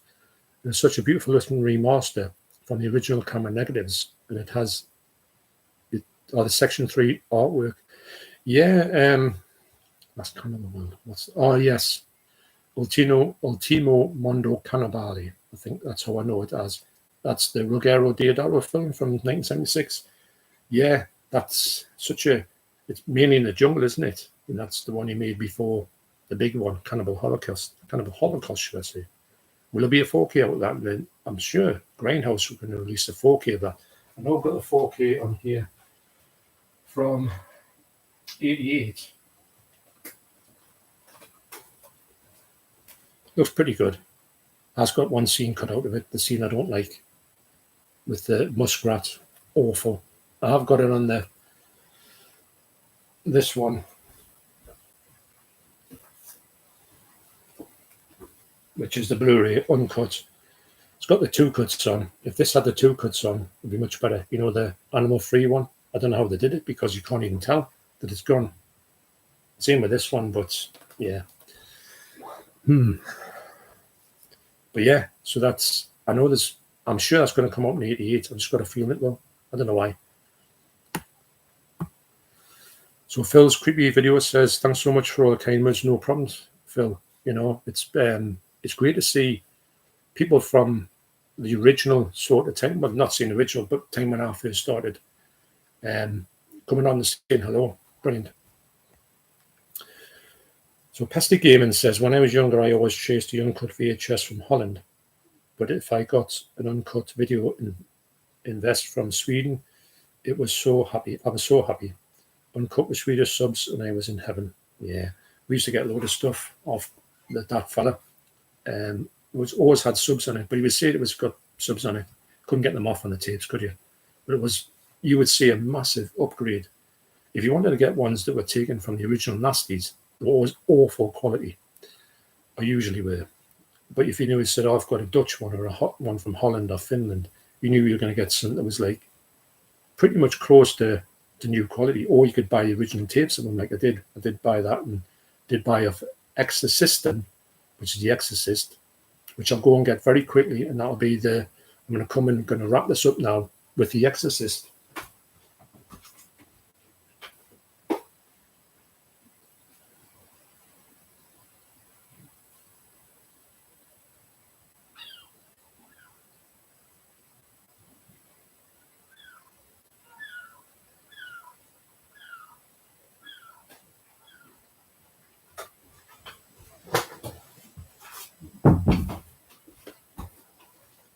Showed this before. Yeah, so I think I'm sure this is from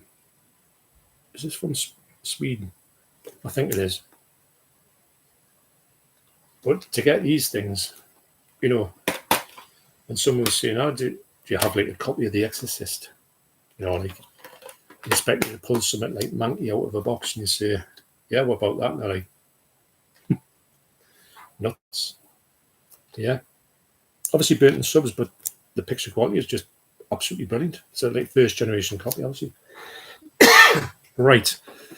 on that bombshell, and I'll have to go now before I start coughing even more than I've been coughing on this stream. What I will get is, for my next stream, is I'll get some strepsils, you know, or some Tixie Licks, 1 or 2, or both. Who knows? The maths isn't working today. Right. So on that, I will say thank you to everybody who stood by and watched this video. And for the 3 hours, now I've been standing up for 3 hours, so that means I probably have to have 3 hours of lying in settee in a coma to get over it, you know. So there you go. Right. Thanks a lot. And I will hopefully in the future, in the not too distant future, have another stream like this, and I'll pick out a different, or if you're watching this even on a catch-up, not saying you've got to watch the catch-up if you've seen it already, go on the video when this goes sort of when I went off live. If you want to see any more things about the live stream to do with something, leave it down in the comments, just say that, and you can maybe give us some ideas about the next one. Maybe a couple of months, I don't know, but we'll see. And hopefully on another time like this, I can do a bit of sort of use the room to its full potential. And yeah, so that's it. Right. Thanks once again. Really appreciate watching this live stream from, you know, just kind of out of nowhere. And I want to thank you once again for taking the time out of your day to check it out. And all the best to everybody. You take care. And Bruce says, thanks, John. Take care. You too, mates. All the best to everybody watching. And I'll see you very soon. And hopefully my next video will be out not in another week. Okay, so thanks a lot. You take care. Darren Hartley says, good afternoon, John. Hedge Dar, I think that's right. All the best. Thanks for watching. Before my voice goes, all the best.